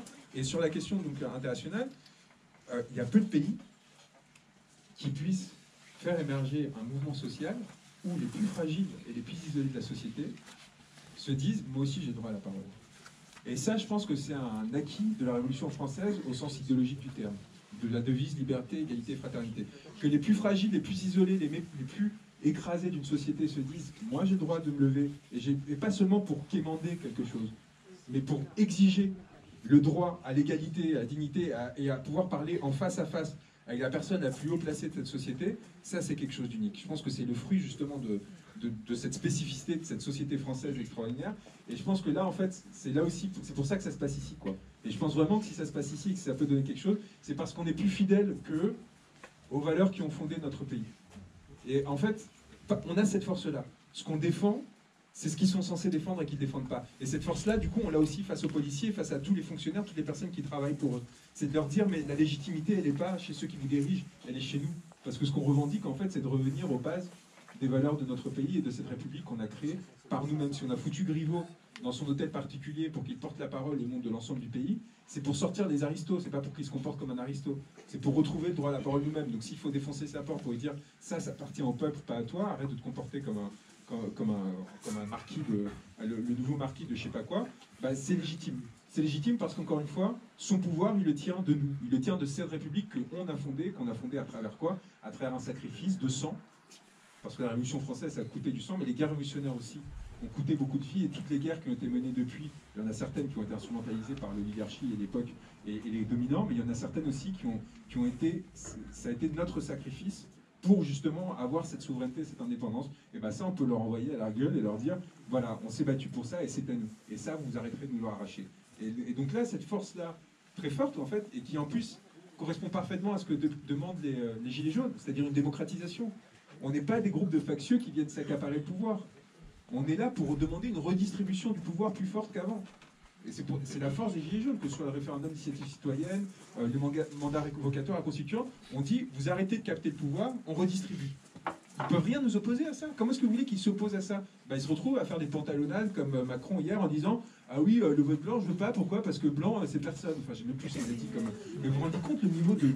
Enfin, on lui a payé ses études pour qu'il en arrive à nous répondre ça. Enfin, le président de la République. C'est tout simplement parce qu'ils n'ont pas de discours à nous opposer. Ils n'ont pas d'idées à nous opposer. Parce que leurs idées, c'est nous qui les portons. Et ils sont complètement désactivés par ça. Et donc ça, il faut cette fierté-là, il faut qu'on l'assume et qu'on la pousse au bout de sa logique. Et du coup, on les sorte de là où ils sont, parce qu'ils sont en train, avec leur tir de flashball et leur répression, ils sont en train de nous voler notre capacité à faire vivre nos idées. Donc ça, oui, ça c'est très spécifique à la France. Mais une fois que ça arrivera en France, alors là, l'effet domino, à mon avis, vous n'avez même pas. Bonsoir. Moi, je fais partie des personnes qui ont ouvert les yeux depuis le mouvement des Gilets jaunes. J'étais complètement lobotomisée par des médias mainstream. Et en attendant, nous n'avons toujours pas le RIC, mais des élections arrivent. Et moi, je suis... Donc, ayant ouvert un peu les yeux, je m'aperçois que donc, le gouvernement tous pourris, tous corrompus. En attendant, les élections européennes arrivent. Je ne sais plus, je suis perdue. Pour qui voter? Dans qui peut-on encore avoir confiance? Vers qui peut-on se tourner? Enfin, je ne sais pas. Est-ce qu'il faut voter blanc? Je suis complètement perdue. Je suis perdue. Il y a un tournoi de pêche le 26 mai, pas loin d'ici. Moi, je pense que c'est pas notre sujet, les élections, en fait. On s'en fout complètement. Enfin, c'est une parodie de... Moi, c'est mon opinion, mais après, chacun peut... Mon opinion, c'est que c'est une parodie de démocratie, d'élections, les européennes. Hein. Je parle des européennes très spécifiquement, c'est-à-dire qu'on prétend que c'est important. Alors que la seule chose que ça va faire, c'est créer en fait une nouvelle notabilité au sein de ces partis pour qu'ils puissent préparer leur course aux petits chevaux pour 2022, pour les municipales, etc. Ils sont en train de courir aux subventions là. Enfin, ils s'en fichent. Vous voyez bien que du Front National à la France Insoumise, personne n'a discours clair sur l'Europe. À part Macron qui dit qu'il faut continuer avec l'Europe néolibérale. Mais tous les autres jouent en fait un jeu un peu à traque-larigot. La France Insoumise dit oui, on va désobéir, mais en fait on va rester, mais on ne sait pas. Le Front National, ils tiennent plus de discours, parce qu'ils ont bien compris que la seule façon de se faire adopter par l'oligarchie, c'était d'arrêter de se prononcer sur les sujets qui fâchent. Et ainsi de suite pour les autres partis, encore une fois, à part En Marche, qui lui est très clair et dit on continue tel que c'est et que ça nous mène à notre perte. Donc, plus on participera, selon moi, c'est une opinion personnelle, plus on participera, plus on légitimera le système existant, plus on montrera qu'on est encore en train d'y croire. Or, quoi qu'il arrive, en fait, il n'y a pas de victoire possible à ces élections européennes parce que c'est une proportionnelle à un tour et que de toute façon, il y a deux blocs qui font leur 20% quoi qu'il arrive, c'est le Front National et En Marche. Le bloc bourgeois de En Marche et le bloc qui s'est radicalisé autour du Front National et autour de l'idéologie anti-système qu'il porte. Et donc, quoi qu'il arrive, ils seront premiers et deuxièmes. Parce que de toute façon, ceux qui s'abstiennent de façon structurelle, c'est ceux qui ont le moins d'intérêt à la démocratie représentative. La démocratie représentative, c'est quoi, encore une fois? C'est lire des bourgeois pour parler au nom de la population. Donc, qui est-ce qui vote le plus dans une démocratie représentative? C'est les bourgeois, parce qu'ils votent pour ceux qui leur ressemblent et qui vont porter leurs intérêts. Qui est-ce qui vote le moins? Ceux qui sont plus fragiles et précarisés à la société. Et ceux-là iront pas, de toute façon. Ils iront pas. On va avoir 60% d'abstention. Donc, après, quoi qu'il arrive, on va perdre. À moins qu'on dise, en fait, on est le parti de l'abstention. Et qu'on dise que l'abstention est bien la preuve que ce système ne fonctionne plus et qu'il est devenu une parodie.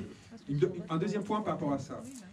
Comment est-ce qu'on considère comme acceptable le fait qu'on accepte de participer à une campagne électorale alors qu'il y a une mobilisation sociale extrêmement forte avec un niveau de violence étatique massif, avec l'armée comme qui est sortie dans la rue il y a 3 semaines? Est-ce que l'on considère sérieusement qu'on peut sereinement entamer un débat électoral et une campagne électorale dans ces conditions? Alors qu'en fait, l'ensemble du pays est paralysé, politiquement parlant, par un truc qui est irrésolu, que le pouvoir n'arrive pas. Ça n'a aucun sens. Ça n'a aucun sens. Alors tous ceux qui vous racontent que c'est un référendum anti-Macron, c'est n'importe quoi. Le référendum anti-Macron, il est dans les rues tous les samedis. Et on n'a pas présenté de liste aux européennes pour venir se soumettre. Donc évidemment, chacun fait ce qu'il veut et ce qu'il entend. Ce que j'appelle juste à vous dire, débranchez-vous. C'est pas le sujet. Chacun a sa sensibilité et va considérer que ça reste son devoir, qu'il y a encore une croyance, une adhésion au système existant, qu'il faut quand même aller voter. Faites vraiment ce que vous voulez, mais surtout, ne vous dites pas qu'il y a un enjeu derrière. Il n'y en a pas. Le seul enjeu qu'il y a, c'est pour eux, et ils vont essayer de créer artificiellement un enjeu pour se sentir légitimé. Et pour dire, vous voyez bien, en fait, soit on est arrivé en tête si on s'est en marche, soit le niveau d'abstention n'était pas si élevé, vous voyez bien, en fait, on peut continuer à peu près. Vous voyez, la démocratie fonctionne, tout le monde a pu s'exprimer, c'est très bien. Alors on voit bien qu'aujourd'hui, la démocratie ne fonctionne pas. Et c'est pas cette parodie d'élection pour une institution. Pourquoi est-ce que je dis une parodie d'élection? Les députés européens n'ont même pas l'initiative législative. Ils ne peuvent même pas proposer des lois. Si, le Parlement européen ne peut pas proposer de loi. Non, les directives, elles ne sont pas proposées par le Parlement. Non. C'est la Commission. La Commission européenne, c'est pas le Parlement. Et la Commission européenne, c'est pas le Parlement, je suis désolé. Le Parlement européen n'a pas d'initiative législative. Les députés n'ont pas, les députés ne peuvent pas proposer. Dis pas si. Comment ça? C'est faux, ils ont des possibilités restreintes, mais qui sont plus grandes. Est-ce qu'ils peuvent proposer une directive? Non. Non. Non. La Commission, c'est pas le Parlement. Non. Vous confondez avec la Commission européenne. Je suis désolé. La Commission européenne a le monopole de l'initiative législative. C'est pas la Commission européenne. La Commission européenne, elle, bon, on va pas faire un... Enfin, je suis désolé, je sais que j'ai raison. Donc, à partir de là, vous avez un Parlement qui a des prérogatives réduites, qui fonctionne sur une temporalité de long terme. La Commission européenne a le monopole de l'initiative législative. Donc, le Parlement européen n'a pas d'initiative législative. C'est très simple, c'est du... Vous m'avez formé pour savoir ce genre de truc. C'est des bêtises, mais enfin, ça finit par... ça permet de résoudre ce genre de débat rapidement, pour le coup. Et donc, techniquement, il n'y a pas de débat là-dessus. Après, sur les conséquences politiques qu'il faut en tirer, ça c'est une autre chose. Et donc c'est là où je vous dis, moi, j'ai pas à vous dire quoi faire. Par contre, je vous donne mon sentiment. Vous participerez en fait à renforcer un système. Après, c'est insignifiant que vous participiez, que vous ne participez pas. De toute façon, il faut juste avoir conscience que ça ne changera rien. Et que c'est pas à travers ça qu'on va faire plier Macron ou pas, parce que Macron s'en fiche complètement, il a 380 députés. Vous imaginez bien qu'avoir 20 ou 25 députés au Parlement européen, c'est pas ça qui va changer sa vie. En termes de financement et autres, c'est pas le sujet pour lui. Donc il essaie de vous faire croire que c'est l'enjeu, pour essayer de mettre en scène une victoire, ou au moins un duel avec Macron. Avec Le Pen, dont il sortira victorieux quoi qu'il arrive. Parce que si Le Pen gagne, il pourra dire, voyez, l'hydre fasciste est là, il faut vraiment qu'on se remette en place et que vous votiez pour moi. Et s'il arrive devant, il montrera, il verra, bah voyez, les gilets jaunes, c'est n'importe quoi. Donc dans les deux cas, en fait, vous allez avoir une dialectique où il va nous piéger. Donc autant s'en dégager et se dire, et sauter l'échéance. On est sur des combats. Qui est-ce qui a obtenu 13 milliards d'euros en faveur des plus défavorisés justement de cette société? C'est les gens qui sont sortis dans la rue. Pas un parti politique, pas un syndicat. En ce moment même, ce qui permet aujourd'hui de mettre en tension le pouvoir et de lui arracher des choses, c'est la mobilisation dans la rue. Mais en quoi l'abstention a-t-elle une force? Bah ça participe, plus l'abstention est haute, ou le vote blanc, plus leur légitimité est faible. Aussi simple que ça. Mais ils s'en fichent. Ils s'en fichent, mais leur capacité à dire je suis légitime est beaucoup plus faible. Ils diront je m'en fous, d'accord, mais tu représentes rien. Donc c'est moi qui m'en fous de toi. Il a été élu avec combien de voix? Avec 25% du corps électoral complet, 27%. Mais, mais vous voyez bien, c'est un argument que vous pouvez utiliser. Ce qu'il attend, c'est d'arriver en tête avec une participation, peu importe la participation, c'est d'arriver en tête et vous pourrez, de dire maintenant je suis légitime. Voilà. Et vous pourrez lui répondre, non, vous n'êtes pas légitime. Ouais, et vous lui répondrez, non, vous ne pouvez pas. Vous ne pouvez pas parce que vous n'êtes pas légitime. Parce que justement, personne n'allait voter. Donc vous avez un argument à lui opposer. Si vous participez massivement et qu'il arrive quand même en tête, là, vous avez beaucoup moins d'arguments à lui opposer. Vous êtes en train de dire que cet argument est valable. Bah évidemment. L'argument de son illégitimité parce que la capacité à mobiliser un corps, bien sûr. Bah oui. C'est un argument fort. C'est pas le seul argument. En tout cas, j'ai vérifié sur le site du Parlement européen parce qu'on peut des commissions. Voilà. Le Parlement propose la commission, le mathématique. Tu peux le dire. Non mais c'est logique en fait. Bon bah voilà, donc en effet, on a bien confirmé que le Parlement européen n'a pas d'initiative législative, donc les députés que vous allez élire ne vont même pas pouvoir proposer de loi. Voilà. Est-ce que vous voulez participer à ça? Ils participent aux procédures législatives après, mais ils ne sont même pas capacité de proposer. Mais c'est blanc, donc je sais pas, je m'en fiche en fait. Si, parce que s'il y a 15 listes, pourquoi est-ce que forcément les gens en ont voté? 15, 25, 50, parce qu'encore une fois, parce que le bloc bourgeois, qui sait qui va défendre ses intérêts, c'est En Marche, qui fait 20% de l'électorat, va se mobiliser massivement, quoi qu'il arrive. Alors que nous tous, tous les autres, on va se diffracter entre les 15 et 20 listes. Donc quoi qu'il arrive, on sera perdant. Parce que les Gilets jaunes sont une multiplicité d'idéologies. Donc à partir de là, il n'y a pas un parti qui va les représenter. Nous, ce qu'on veut, c'est un changement de système pour que notre parole soit mieux prise en compte. C'est pas aller vers tel ou tel parti. Donc dès le moment qu'il y a une diffraction des gilets jaunes entre 10 partis, bah, on perdra. Parce qu'on ne pourra pas dire, vous voyez, tout ça, ça représente des gilets jaunes, c'est pas vrai. Et donc nécessairement, face au bloc qui, lui, ne défend que ses intérêts, qui sera le bloc En Marche, qui lui fera ses 20%, bah, on sera, symboliquement parlant, dans le discours, on se fera écraser. Inversement, il va faire 20% avec 10% ou 15% de votants. S'il y a 90% de gens qui vont voter pour X temps, au final, son score à lui-même va baisser. Mais vous y croyez? Le but du jeu, c'est qu'il arrive dans Est-ce que vous y croyez? avec leur règle. Tout sauf Macron. T'as un micro dans la main, tu devrais parler. Non, pas tout sauf Macron. Ni Macron, ni les autres. Oui, aucun d'entre eux, ça Mais encore une fois, je rappelle ça aussi. Sur la question électorale,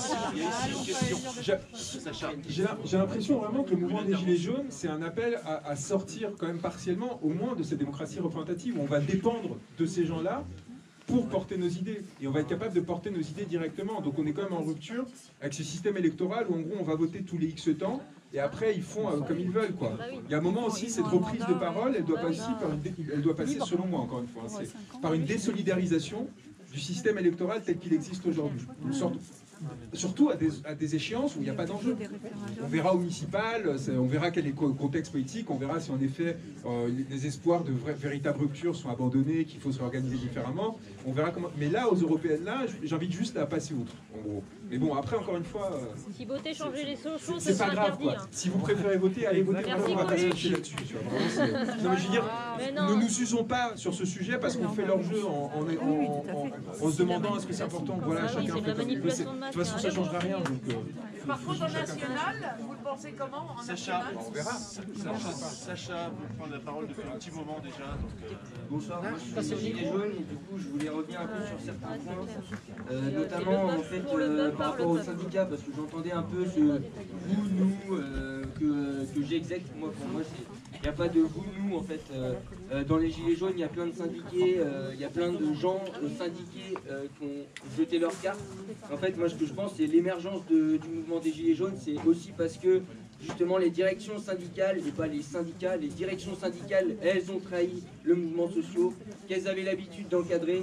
Et en fait, elles l'ont trahi comment? En organisant des dates de grève saute-mouton, en divisant les luttes par secteur. Et c'est ça qui nous tue. En fait, aujourd'hui, en fait, comme le 1er mai au Mans, par exemple, eh ben, ils ont transformé la manifestation en rassemblement. En fait, ils pacifient le mouvement social. Et c'est ça qui est reproché, en fait. Il faut arrêter de nous diviser. Parce qu'au final, au sein des Gilets jaunes, il y a plein de syndiqués. C'est la base qui doit reprendre le pouvoir, en fait. C'est ça qui émerge de partout. Même dans les syndicats, que ce soit dans le mouvement des Gilets jaunes ou dans les syndicats. Et après, du coup, je pense que ça explique notamment l'affaiblissement des syndicats, la baisse d'adhérents. Et c'est pas les syndicats, c'est les directions syndicales qui sont à dénoncer. Moi, c'était pour répondre à ça. Ensuite, après, je voulais intervenir sur l'alternative à gauche, la 6ème République, pour moi, qui sont un peu des désillusions. Enfin, je veux dire, on a le cas en Grèce avec Syriza, c'est vraiment des choses dont il faut prendre acte. Et pour ça, on parlait de l'abstention. Pour moi, à mon avis, c'est important de s'abstenir. Parce que l'abstention, c'est quoi? C'est le premier vote des pauvres. Ça, on l'oublie, mais les classes les plus populaires, eh ben, leur premier vote, c'est pas le FN, c'est l'abstention. Et ça, c'est un vote qui est invisibilisé aujourd'hui, mais qui, en fait, même les éditorialistes, ils sont en train de reconnaître une certaine crise de la représentativité. Bah ça, c'est sur cette crise de la représentativité qu'il faut appuyer, parce que ça, c'est la surface émergée de l'iceberg antidémocratique. Et si on continue d'appuyer, bah oui, forcément, ils vont être de moins en moins légitimes. Et c'est là-dessus qu'il faut faire, en fait. Parce que les européennes, avant tout, il faut le rappeler, en 1984, c'est ces élections-là qui ont permis, avec 11%, de donner les premiers députés du Front National. Et c'est ces élections-là européennes qui permettent aux mouvements identitaires, à toutes ces choses-là, aux fascisants, racisants, qui permettent d'émerger. Donc en fait, moi, j'appelle tout le monde à s'abstenir et à politiser cette abstention-là, parce que on la dépolitise, on dit que l'abstention c'est du dégoût de la politique. Bah non, c'est du dégoût de la politique des dominants. C'est pas du dégoût de la politique, c'est du dégoût du système antidémocratique. Et en fait, appuyer sur ce truc antidémocratique, c'est aussi ne pas légitimer, parce que voter pour moi aujourd'hui, c'est légitimer en fait le système, c'est cautionner ce système qui en fait, on le voit partout en Europe, que ça soit dans les élections présidentielles ou européennes, et ben c'est qui va gagner? C'est les mouvements réactionnaires, c'est les mouvements racistes, sexistes, homophobes. Et ça en fait, si on vote, on va légitimer, on va leur dire bah ouais, en fait, on a cautionné cette élection, et bah vous êtes gagnant. Bah moi j'y ai participé, donc j'admets votre victoire. Bah non en fait, non, ces élections c'est de la merde. Comme disait Juan Branco, c'est de la merde, c'est pas démocratique. Donc en fait, le mouvement des Gilets jaunes, il demande aussi une remise en cause de ça et refondation de la démocratie, quoi. Parce qu'aujourd'hui, on n'est pas en démocratie, quoi. Et ensuite, je terminerai un truc, parce que Juan Branco disait notamment que lui, il allait au plus près des flics, et bah, du dispositif répressif, parce que bah, si l'importance de ce mouvement, c'est notre diversité, quoi. C'est la multiplicité qui fait notre richesse. Et le fait que ce mouvement il est incontrôlable. Et du coup, si on ne se sent pas capable de casser une banque qui affame et qui pousse au suicide à coups d'agio, et ben l'important c'est de rester soudé, l'important c'est d'être solidaire, toutes et tous ensemble. Et du coup, demain à 13h, zone sud Décathlon, il y a une manifestation et des actions pour rester concret. Voilà.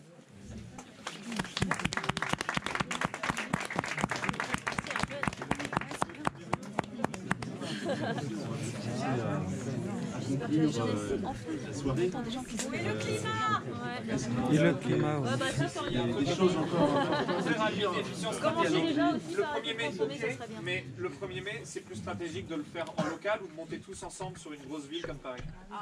Parce que ça, c'est un truc qu'on se pose très concrètement, nous autres gilets jaunes, très quotidiens, et on se déchire là-dessus, et on n'est pas d'accord, etc. Mais voilà, voilà. Au local. Soit vous arrivez à prendre une préfecture ici, soit on va à Paris, quoi. Je sais pas. Je fais ça parce que en Parigo, j'aimerais bien qu'on soit très nombreux à Paris, quoi. Mais là, c'est un truc. Il faut que vous le débattiez. Oui, mais grâce à vous. Il faut souvenir quand même que les manifs parisiennes, c'est avant tout des gens qui viennent de province. Les gilets jaunes les samedis, sans vous, en gros, les Parisiens, vous voyez bien comme ils sont. Hein. Enfin, c'est pas les plus concernés, les plus mobilisés. Donc en gros, les samedis, c'est la province qui monte à Paris, quoi. C'est beaucoup ça quand même. Hein. Et d'ailleurs, ça se sent parce que vous voyez les petits Parisiens dans leur café et vous voyez les gens qui défilent devant eux et les regardent un peu éberlués. Donc il faut maintenir en fait cette dialectique. Après, est-ce que là pour ce 1er mai, vous préférez, ça dépend si vous avez des objectifs stratégiques ici, si vous pensez, c'est vous qui connaissez la situation sur place. Et s'il y a vraiment un coup à jouer ici, ou si tant qu'à faire, autant unir ses forces après. C'est vraiment à vous de le sentir. Bien. Je voudrais donc peut-être passer à la conclusion de s'il n'y a pas d'autres. Non, mais il y a pas forcément une conclusion bien sûr au mouvement et à la démarche.